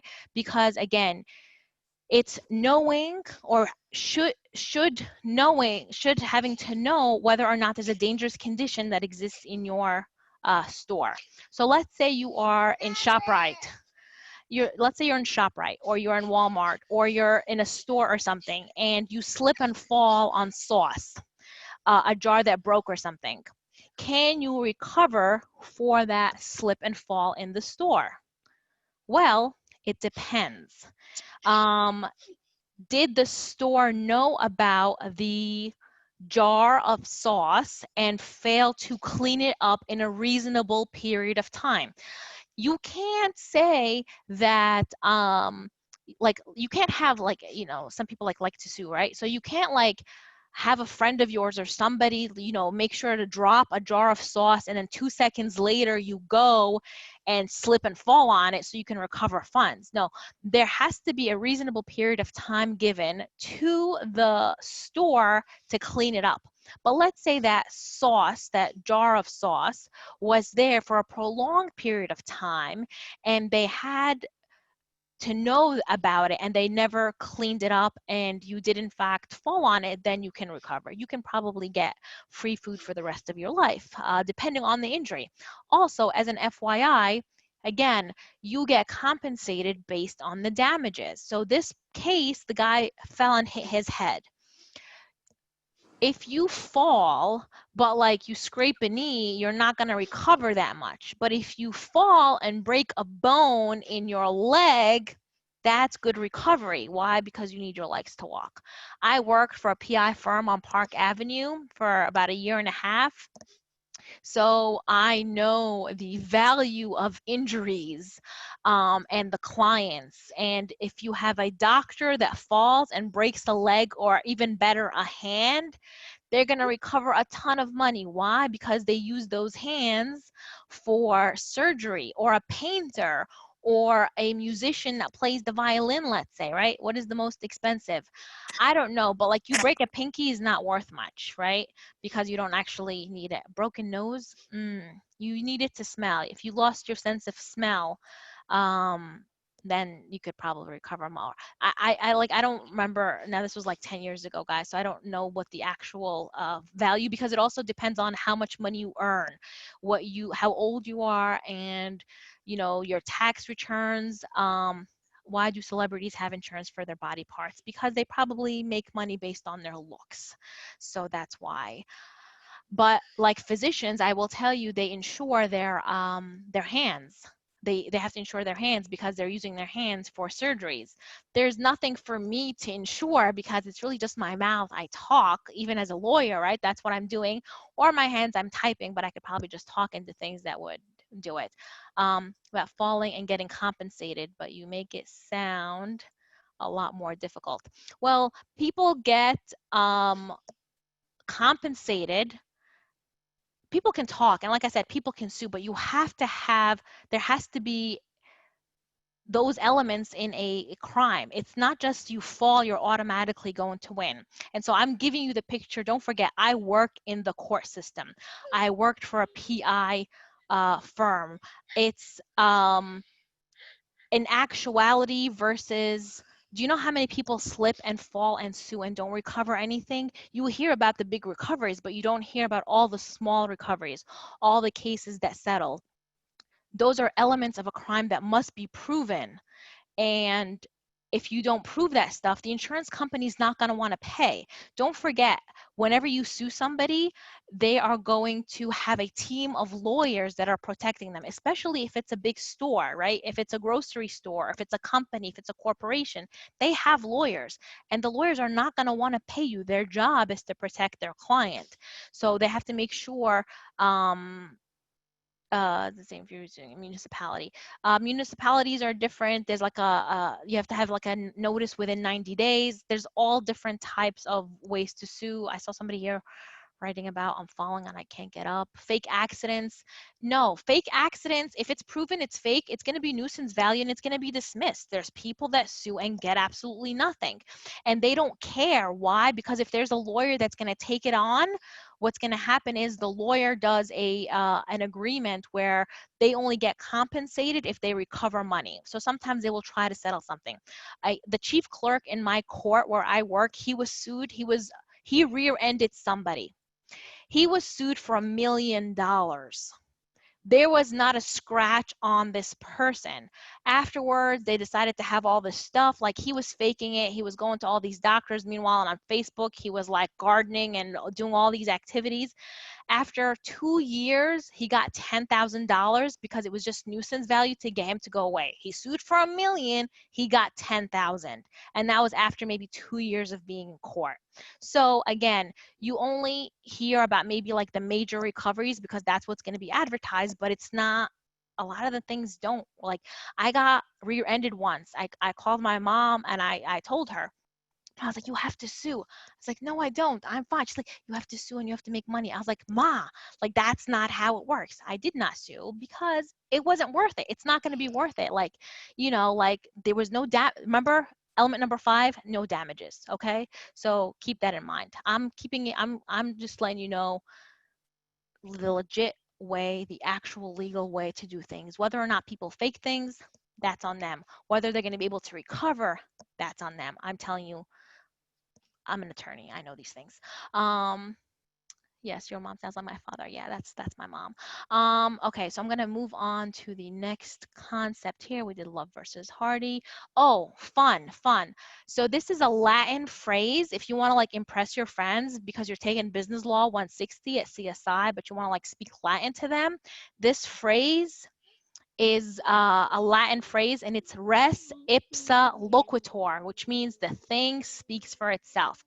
I'm not going to test on this, but I think it's fun, so I'm going to just share it with you so you can speak Latin to your friends, okay? Res ipsa loquitur, meaning it is what it is. Like what you see is kind of what you get. Like that's what it is, res ipsa loquitur. We talked about the next concept here because we're doing the duty, the breach. We're kind of just going into a little bit more detail. So when we go back to that case, the one that we just did, the slip and fall, what was the actual cause? It was him slipping on the water in the bathroom. The proximate cause was if they had cleaned the bathroom like they were supposed to, there would have not been any water for them to clean, and he would not have gotten injured. Let me just look at my syllabus real quick here. Factual cause, scope of liability. Okay. Then, so remember I was saying like that proximate cause is a little difficult to explain. Proximate cause, there's one case that is taught in law schools all over the country. It is the case that exemplifies proximate cause. So if I were to, let's say I was to ask you on an exam, which case exemplifies the concept of proximate cause, it would be Palsgraf versus Long Island Railroad. Palsgraf versus Long Island Railroad is a wonderful case because it's so ridiculous. Yes, Palsgraf versus Long Island Railroad, it's on your syllabus.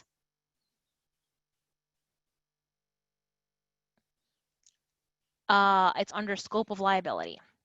So Palsgraf is about foreseeability. And it teaches the concept of foreseeability. Did anybody read this case? Yes, the one with the fireworks. That's right. So does anybody want to talk about this case? Because it's so fun. It's ridiculous. The lady almost died. She did, but she didn't die, but she almost died. But it was just totally ridiculous. Anybody, do you want to talk about it, Mr. Holder? Ms. Holder? Okay, I will tell you because it's so ridiculous. Okay, so you're gonna write it. Fireworks went off when the passenger was getting on the train, and he sued, but it wasn't the railroad, so there wasn't package. So you gotta give it. There's a little more oomph that goes with it.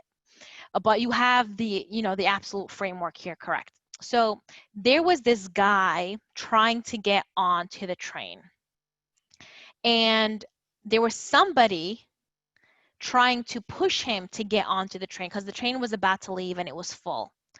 And so he's pushing him on. I think it was like an employee of the railroad. And they're pushing him on, but packages, like while they're trying to get this guy on to the train car, the packages fall on the train tracks. And these packages contained fireworks. When the fireworks hit the train tracks, they exploded. They exploded and caused such a ricochet that they caused a scale to fall on the other side of the platform. So the scale that fell on the other side of the platform hurt Mrs. Palsgraf, who was nowhere near them, but she ended up getting injured. So she sued the Long Island Railroad for her injuries. So the question then becomes, is it foreseeable for the Long Island Railroad Company to know that a passenger would be carrying fireworks, would be dropping those fireworks, that the fireworks would be going off and setting off a whole ricochet on the other side of the platform that would cause this woman's injuries? Is that foreseeable? If you, let's pretend you didn't read this case. If you didn't read this case, and I'm telling you about a woman suing a railroad, would you in your wildest dreams have thought that this would be the fact pattern? No. Exactly. No. So it's so crazy and so ludicrous that it's not foreseeable. So it's foreseeability. So another way to kind of have understand the proximate cause is foreseeability. Is it foreseeable that this would have happened, right? Acts of God may not be foreseeable. Would it be foreseeable if you were to ask me 8 months ago, would I think that the entire economy of this country would tank, that I would be doing lectures via Zoom, that people all over would be losing their jobs because of this coronavirus? I'd have said, no way, not foreseeable, never thought. Now, again, that's if any lawsuits happen.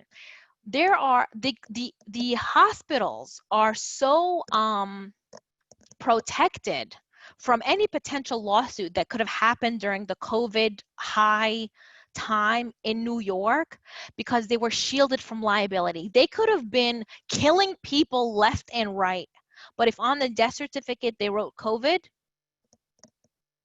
they're done. They're good. They're shielded, right? Because it's not foreseeable. Like, how are they going to be, would it have been foreseeable that a hospital, all the hospitals in New York would have, had maximum capacity and all that stuff. So in conclusion, proximate foreseeability is proximate cause. And the case is Palsgraf versus Long Island Railroad. Let me see what we have here. Okay, now we talked about this, I think last class, after we talked about all the wonderful lawsuits and things of that sort, we talk about defenses. So it's the same thing. What are the defenses to negligence? So when we talk about defenses to negligence, it could be a couple of different ways. It could be a contributory negligence. And contributory negligence, meaning did the person who is suing, did they at all contribute to the harm that they suffered? So the simplest way to explain it, let's go with a car accident example. I am driving and it is a green light for me. Somebody is crossing the street against the light. So it was a green light for me. It said for them not to walk, but they walked and I hit them. I wasn't able to speed. Because I hit them, I'm going to be sued. Are they contributorily negligent to me hitting them? Maybe I was speeding. Let's assume I was speeding. Are they contributory negligent? Yes, they are. Why? They should not have been crossing against the light. So they are contributing to the injuries. So let's say, and there's a way to actually calculate this. So let's say I was in fact, if it was a bike, they follow laws of traffic. Okay, thank you. This person shouldn't have been really crossing. But let's say the injuries were so severe that the jury awards, let's say $100,000 against me for hitting this person because I was speeding. But the jury also finds that they were 90% negligent in this case. So how much am I actually going to pay my insurance, rather? 1,000. Somebody said 10,000. 10,000. Why? Because the jury awarded 100,000 that I'm supposed to pay. However, the person crossing the street against the light, even though I was speeding, they were 90% negligent because they should not have been crossing the street to begin with. So therefore, even though I was told that I have to pay 100,000, in actuality, I'm only paying 10,000 because the other side, my defense is, they were contributory negligent. I have to pay 10. There are some states where if the contributory negligence is more than 50%, then I don't have to pay anything. So if the contributory negligence was more than 50%, I actually would get nothing. I wouldn't have to pay anything. So, but it depends on the state, okay? Just as an FYI. Okay, assumption of... Isn't it always the driver fault then? Is it always the driver? Mostly, yeah, because the driver you're the one that's going to cause the damage. So you're hitting somebody, chances are you're going to be sued. Are you going to always be at fault? Are they always going to recover against you? No, not necessarily. Absolutely not. Again, it depends on the fact pattern. Very, very much it depends on the fact pattern. If, however, when we talk about negligence cases and we're talking about defenses, if there are situations where you assume risk and then you want to sue, not going to happen. So let's say you decide to do crazy things like skydiving. Has anybody ever here did skydiving? Anyone? No, I did it. Okay. Now, for the people who did say, no, don't do it. If you haven't done it, don't do it. Don't do it. Don't do it. Why would you do that to yourself? Amazing. Do It's it not in any amazing. cost. Don't do it. Martin, stop it. Stop, making their minds crazy like that. Now, Martin, because you did do it, and I know somebody else did say, did you have to sign anything before jumping out of an airplane? Yes, I What did did. you sign? An agreement if something happened that they won't be sued and get out of business. So they will keep running their organization no matter what happened with my life. Exactly. And you signed this willingly. Yes, I did. Of course you did. And yeah, I don't regret it at all. Oh, stop it. Okay, I'm that's not it. going back though. I'm not going back because I have kids now. But if I don't have kids, If I you will don't have probably keep kids, doing see? it. Okay. So you see, did you also read the entire thing, or you just kind of like signed off? I just read a little bit from the beginning, but it was, it was enough for me to understand that, anybody from my family won't get a penny if That's something right. happens. Your heirs, right? So even if you die, it doesn't matter. Nobody is going to sue on your behalf. And you still signed and you still went. So that, my friends, is a legal concept of assumption of risk. If you engage in activities where you are assuming risk and you die, you assume the risk. You can't sue. So you will not be able to sue if you broke a leg, if you died, whatever, you're not suing. Neither is your family or any heirs at law. So it's not just, let's say, skydiving, it's any crazy activity. So let's say you're one of those daredevil people and you want to also go into a cage, like those people like fight crazy animals like alligators and crocodiles and things of that sort. So if you also assume the risk to be in a cage with a wild animal and they eat you, you also are not going to be suing them because you probably signed a waiver. What people can die in family suit. So when you're on an airplane and you're just trying to get from point A to point B, you're not engaging in a risky behavior. But jumping out of an airplane without, like jumping out of an airplane is considered a dangerous activity. It's a, you know, like engaging in a wild and, you know, crazy behavior. There's like 28 messages here. Is there anything here? Includes faulty equipment. So you have to read the fine print, because you have to read the fine print. I don't know if it's an absolute. Look, you could certainly sue. You could certainly sue. But whether or not you're going to recover based on the contract that you written and signed, that's going to be the other thing. So even if you sign, even if they tell you that you can't sue, you can't sue, you can't sue, or it's not so much that you can't sue, it's that you can't recover. So you can still sue, but the defense is going to be like, you engage in this risky behavior. You signed a waiver saying that if you die, you're not going to sue us. So I don't know how a court's going to do. Would faulty equipment be enough to have a recovery? Because then that puts the onus back on the company itself, because you didn't sue because of a heart attack, you sued because of faulty equipment. It's going to be a little bit again, fact specific. And then you see, let me just see here what's next. Okay, let me just see if I have that on the syllabus. Palumbo versus Newkirk. Did The anybody? mailman Yes. bit by the dog. Yeah. Yeah. So there's a mailman, like you just said, he got bit by a dog. He sued the homeowners. And so this is like the time that I talk about owning a dog and a domesticated animal. So basically animals get one freebie, okay? So if they bite an individual, if it's their first bite, they usually I will say, they're fine. They're not going to be put down. There's not going to be any damages of any sort, because the owners would say their defense is, my animal does not have any propensity for violent behavior.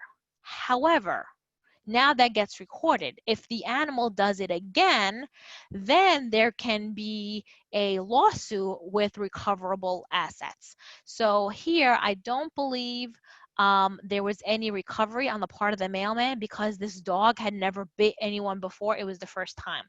If you see a notice, if houses put a notice, dog beware, it means maybe that they know that their animal is dangerous, so you have to be aware it's putting you on notice. So that's just that. So this case is really about notice and animal, domesticated animals, and the negligence of domesticated animals.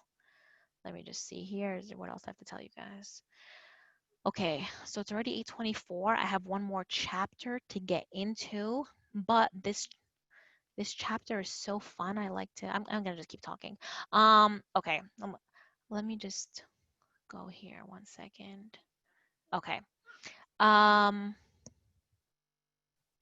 So I know I gave you a lot of information today. The next topic is also like a heavy topic. So you're all with me? You're still alive? What's good is I'm recording this, so you will be able to view it back and actually, you know, replay it if you need to. So this is, I guess, an actual benefit. So the next chapter focuses on property. And when we talk about property, there are two kinds of property: tangible and intangible. Okay, so tangible, oh nice, okay, tangible and intangible, fun stuff, fun distinction. So tangible property is stuff that you can touch, that is tangible. It is my phone, it is my mouse, it is my pen, it is my book. Tangible property. Intangible property is stuff you cannot touch. So it is a legally protected document. Let's a stock certificate, right? It could be the smell or the aroma of a pie, bacon in the oven, right? You might not be able to touch the smell, but it's intangible. It's an actual thing from the pie. So it is a promissory note, a deed agreement. So the deed, what is a deed to a house? He's even tired. The deed to a property, what does that mean? It means you own a house, but just by having that physical paper, it's a representation, a symbol of you owning this entire piece of property, okay? So that's tangible and intangible. Now, within also property, there are distinctions of real and personal property. So when we talk about tangible, it's then subcategorized into real and tangible property.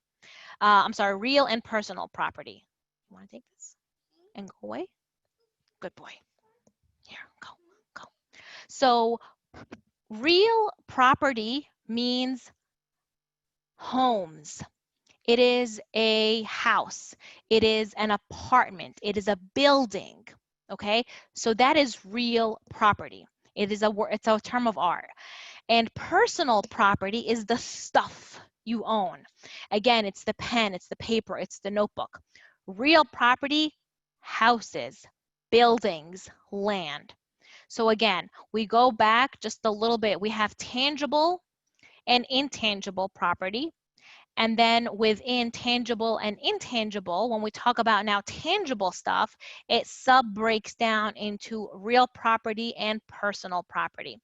So there are also, within real property, there's something called fixtures. Have you ever, did anybody, I can't see you, so I don't know. Anybody here own a home or a piece of property? Yes. Okay, great. When you bought your piece of property, were there any fixtures in it? Sure, appliances. What kind of appliances? Is a microwave considered a fixture? Ooh, Yes, it is. I would say it depends on whether it's one mounted to the wall or Ding, not. ding, ding, ding, ding. Exactly. So it depends on whether or not it's nailed to the wall, if it's affixed to the wall. Generally, even if it's like hanging somewhere, you can still unplug it and actually remove the microwave. Some of them are like fixed in there that you can't remove it. So a fixture is something that becomes part of the land itself. A chandelier. It is the kitchen cabinets. It's something that cannot be moved, okay? So when you're buying a piece of property, sometimes you're gonna ask, does it include the fixtures? Or are you buying it and you're not expecting to buy a house and the old owners are gonna take the kitchen cabinets with them, but they may take the refrigerator, right? The refrigerator can actually be moved, scooted out of the way. Are they going to take the granite countertops? Probably not, because that's now become part of the wall. It's so heavy, it cannot be moved. So a fixture is it's personal property that then becomes part of the real property. So the test to ask yourself is the significance of the physical attachment. Can this item be removed without causing any physical damage? Can the kitchen cabinets be removed without causing any physical damage to the walls? If you remove the kitchen cabinets, you're probably going to cause damage to the walls, right? So that is in itself a fixture. Like when you buy a brand new home, a lot of times the builders have these dinky little hot tub included. Is that like the one that's outside? Is it a fixture? It could be a fixture, absolutely. It could be a fixture, yeah. Because if you remove it, it might cause damage to the land. And that's actually a perfect question that segues us into the Freeman versus Bars case. Did anybody read Freeman versus Bars that would like to tell us about it? Also a fun case. I love this case. Anyone? Freeman versus Bars? I mean, it was a guy convicted of murder, and he claimed he couldn't participate in his defense because he didn't have hearing aid batteries. No, that's not it. That's not it. Oh, sorry. Might be a different Freeman versus Bars. This is the one with the cattle. and the scale, the cattle scale? Clue to anyone? Okay, so I will tell you. So it is a person was purchasing a farm from somebody else, and the farm had this cattle scale. So the question in the case, to make a long story short, was the cattle scale a fixture of the land? Meaning, so when the new guy bought this farm, did the cattle scale come with it, or was the old person, the old owner, was he allowed to take the cattle scale with him? See, the thing is, when the cattle scale was put in, they had like tons and tons of concrete used to put it into the land. That thing was like, I don't know how many tons it was. So in conclusion, the cattle scale was a fixture of the land, meaning it became part of the land. And so the new owner had an absolute right to it. The old owner couldn't take it when he was leaving, because if he tried to remove the cattle scale, it would have damaged the land. That's the abridged version of the story. Okay, let me just see here, blah, blah, blah, wonderful, wonderful, wonderful. Okay, how do you, when we talk about land and real property, how do you transfer land from a real property from one person to the other? Well, you can sell it, right? You can sell the real property. You can also, you don't gift real property, by the way. You can also give it in a will. So in a will, your last will and testament, you can say, I leave my property, my house, my home to X, Y, and Z. So that's a way to also give away land. This is a fun question I always ask for fun, but I also ask it on the exam. So it's kind of fun for me, maybe not fun for you, but it's like a trivia question. What is the difference? Okay, which one of these is not like the other? If you ever played that game as a child, which one of these is not like the other? Is it a detached home, a semi-attached home? I'm going to just actually put it in your little chat thingy here. What's the detached, semi, townhouse, condo, co-op? Hold on. Copy, and getting so good with this chat thingy. Okay. Which one of these is not like the other? Detached house, a semi-attached house, a townhouse, a condominium, or a co-op? One of them is not like the other. Detached? Nope. It's not the detached, but Martin got it right. The co-op. And Ingrid got it right. Well, oh, yeah. It's the co-op. Why is the co-op different? What's co-op to begin with? Cooperative apartment. Oh, okay. Why is the co-op different? Because the common property is owned by all tenants. Or the whole building. But a condominium also is the same thing. No, because the common property is owned by the association. Has a board. They have a board, so it's completely different structure. Nope, the condominium and co-op both have boards, where the common property is owned by the board itself. There's a very big, huge difference between a co-op and you're not allowed to do any constructions without permission of the board, and condos can be the same thing. It's not okay. Yeah. It's not that it's not personally owned. You can own, huh? You have to like a shareholder. You have to be like a shareholder. Shareholder. Yeah. Abdullah, is that you? Yeah. All right. It's actually in a co-op, you don't actually own the apartment. You own shares in a corporation.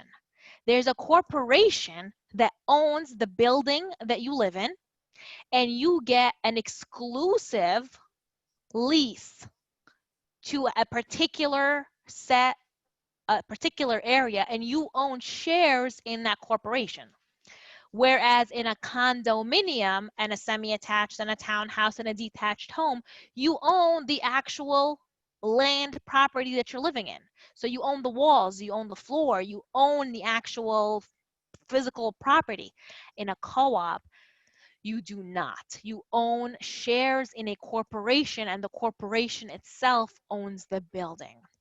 It is probably the cheapest of all the types of property, generally speaking, because again, it's not land ownership. And co-ops are considered, this is a fun fact, co-ops are considered personal property, not real property. So if you died and you owned a co-op, you actually owned personal property, not real property at the time of death. Fun fact, right? You didn't know that. Maybe that's the one thing you learned all night. So that's the one thing you learned. That's it, co-op and condos. Okay, I'm gonna move right along. Okay. Don't worry about that. Definition of tangible property. Gifts don't need. I'm not going to get into really consideration right now. And when it comes to gifts and things of that sort, we're going to talk about it more when we get into contracts. So we'll delve into it then. Just know that when you give somebody a gift, the gift is concluded. This is a fun fact. It's not really even a writing down. I don't really test on this. A gift has no compensation, right? So you're giving somebody a gift.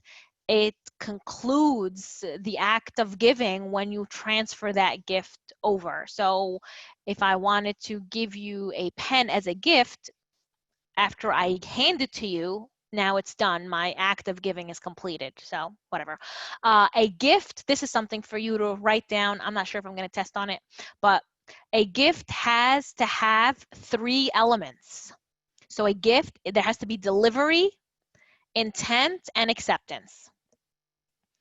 So a gift has to have certain elements: delivery, intent, and acceptance. I'll put that in the chat too, because I'm in a good mood. So I'm putting more things in the chat than I normally would. Ooh. Okay. Okay. Gift cannot be conditional. This is a listening. So gifts cannot be conditioned on something else. I'm not going to give you a gift and expect something in return. Why? Because it's a gift. I'm giving it to you out of the goodness of my heart. If I'm expecting something else, then we're creating a contractual relationship between the two of us. The only other thing where it could, a gift can be considered conditional is marriage. Now, when you propose to somebody, what do you sometimes give? Engagement ring. That's right, an engagement ring, right? So when you're giving the engagement ring, you're expecting this person to say yes and follow through with the marriage. So it creates a contractual obligation. What you never want to do, and this is a piece of advice I give you, you never, ever want to propose on a holiday. You never want to propose on his or her birthday. No, you can do it in public. You can have like all those people singing and stuff. That's fun. Maybe like a Jumbotron or any of those things. But you never want to do it on a holiday. Why? Because it would be considered as a gift. Yeah, okay. Well, you want to make sure if you're being asked or you're asking that they're not going to reject you. Hopefully, you kind of know the answer before you make the question. Can it be considered a gift? It could be considered a gift. So if you're going to propose on somebody's birthday or Christmas or Kwanzaa or Thanksgiving, I don't care what holiday, do you want it to then be construed a gift and no longer a contractual obligation between you? Think about that. I told this to a colleague of mine, William Hernandez, you remember him, my husband's here. So he was thinking about proposing to his girlfriend, pushing him, come on, you've been with her forever, let's just do it. So, but I told him about the whole like gift thing. So he wanted to still do something romantic. He proposed to her on Solstice Day. What the hell is Solstice Day? Well, it is the longest day of the year. So when he proposed to her, he was like, I propose to you on the day the sun shines the longest because you light up my life, something like that. So she took it as a romantic thing and it's not a holiday. So again, you have that contractual obligation, right? Not Valentine's Day. We never want to do Valentine's Day. We never want to do those things. And I hate to take out the romance, but whenever I talk about marriage or any of these things, it is a contract between two people. Contract, okay? So that's what you want to think of. So that's the gift. That's the one time where it could be a contractual obligation. So just kind of keep that in mind. Does Blah, blah. New York have some crazy laws regarding this, depending on the county? I think it might, but I honestly don't know. So I'm not gonna, I don't like to, you know, say things where if I'm not 100% sure. So I know that there might be some conditions depending on not even just the state that you live in. But generally speaking, I tell you, don't propose on a holiday. Do it on anything else, just to be on the safe side, Okay, so blah, blah, blah. I'm kind of like, if things are not that important, I'm kind of leaving out. Let me see here. Did I get to chapter? Property insurance. Okay, property insurance. Hold on. Okay. Property insurance, I think, is a pretty simple concept. I'm going to just talk to you about it briefly. Why do we have insurance? It's to protect us in case you lose life or stuff. So you have property insurance in case stuff gets stolen. So the insurance actually reimburses you for your loss. I have stuff here about offer and acceptance. Oh, like, okay, so when it comes to like premiums and insurance and stuff like that, like, don't lie on insurance applications for health. Like, if you say that you don't smoke and then you end up dying of lung cancer because you smoke like a chimney, your beneficiaries may actually not get compensated because you lied on there. The question that always comes up, well, what if at the time that I filled out my application, I wasn't smoking, and then thereafter I started to smoke? Well, is that a risk that you want to take and possibly prevent your loved ones, your beneficiaries, from sharing in the money that you were paying out for them? So the insurance company will pay back the premiums that you paid, but this $1 million life insurance policy you think you have may not be there. So sometimes if they're going to be paying out, they might want an autopsy, or like on a death certificate, sometimes it has the cause of death. So if it has, and I only know this because I work in the court of the dead, so I have seen a tremendous amount of death certificates.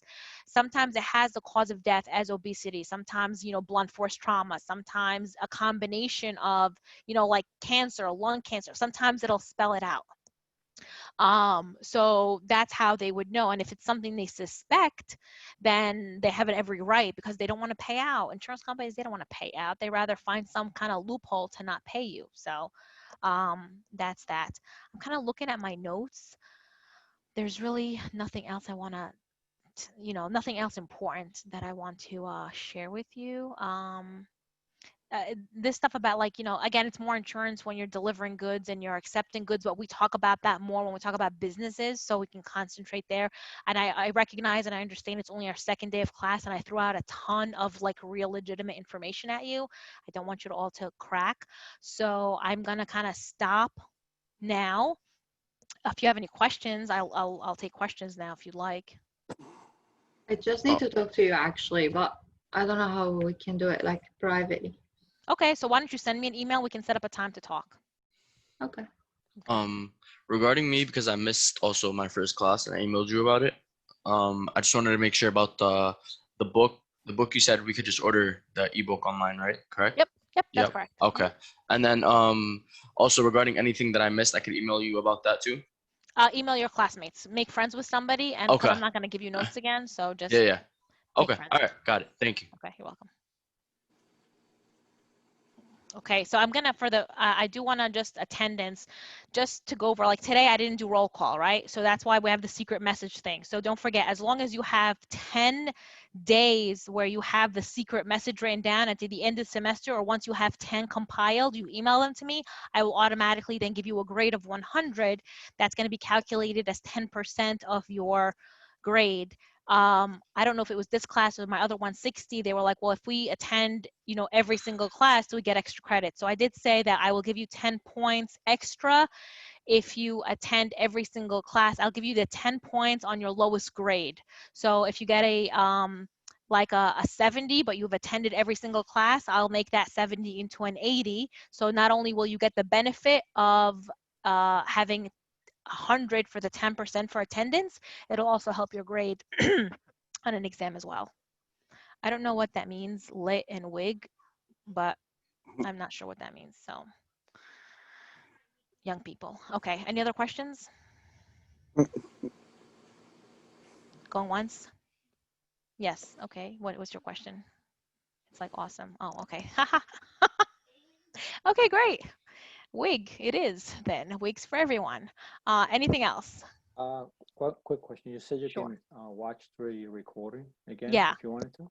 Yeah, so what I'm going to do is after we're done tonight, I'm going to get an email from this contraption Zoom.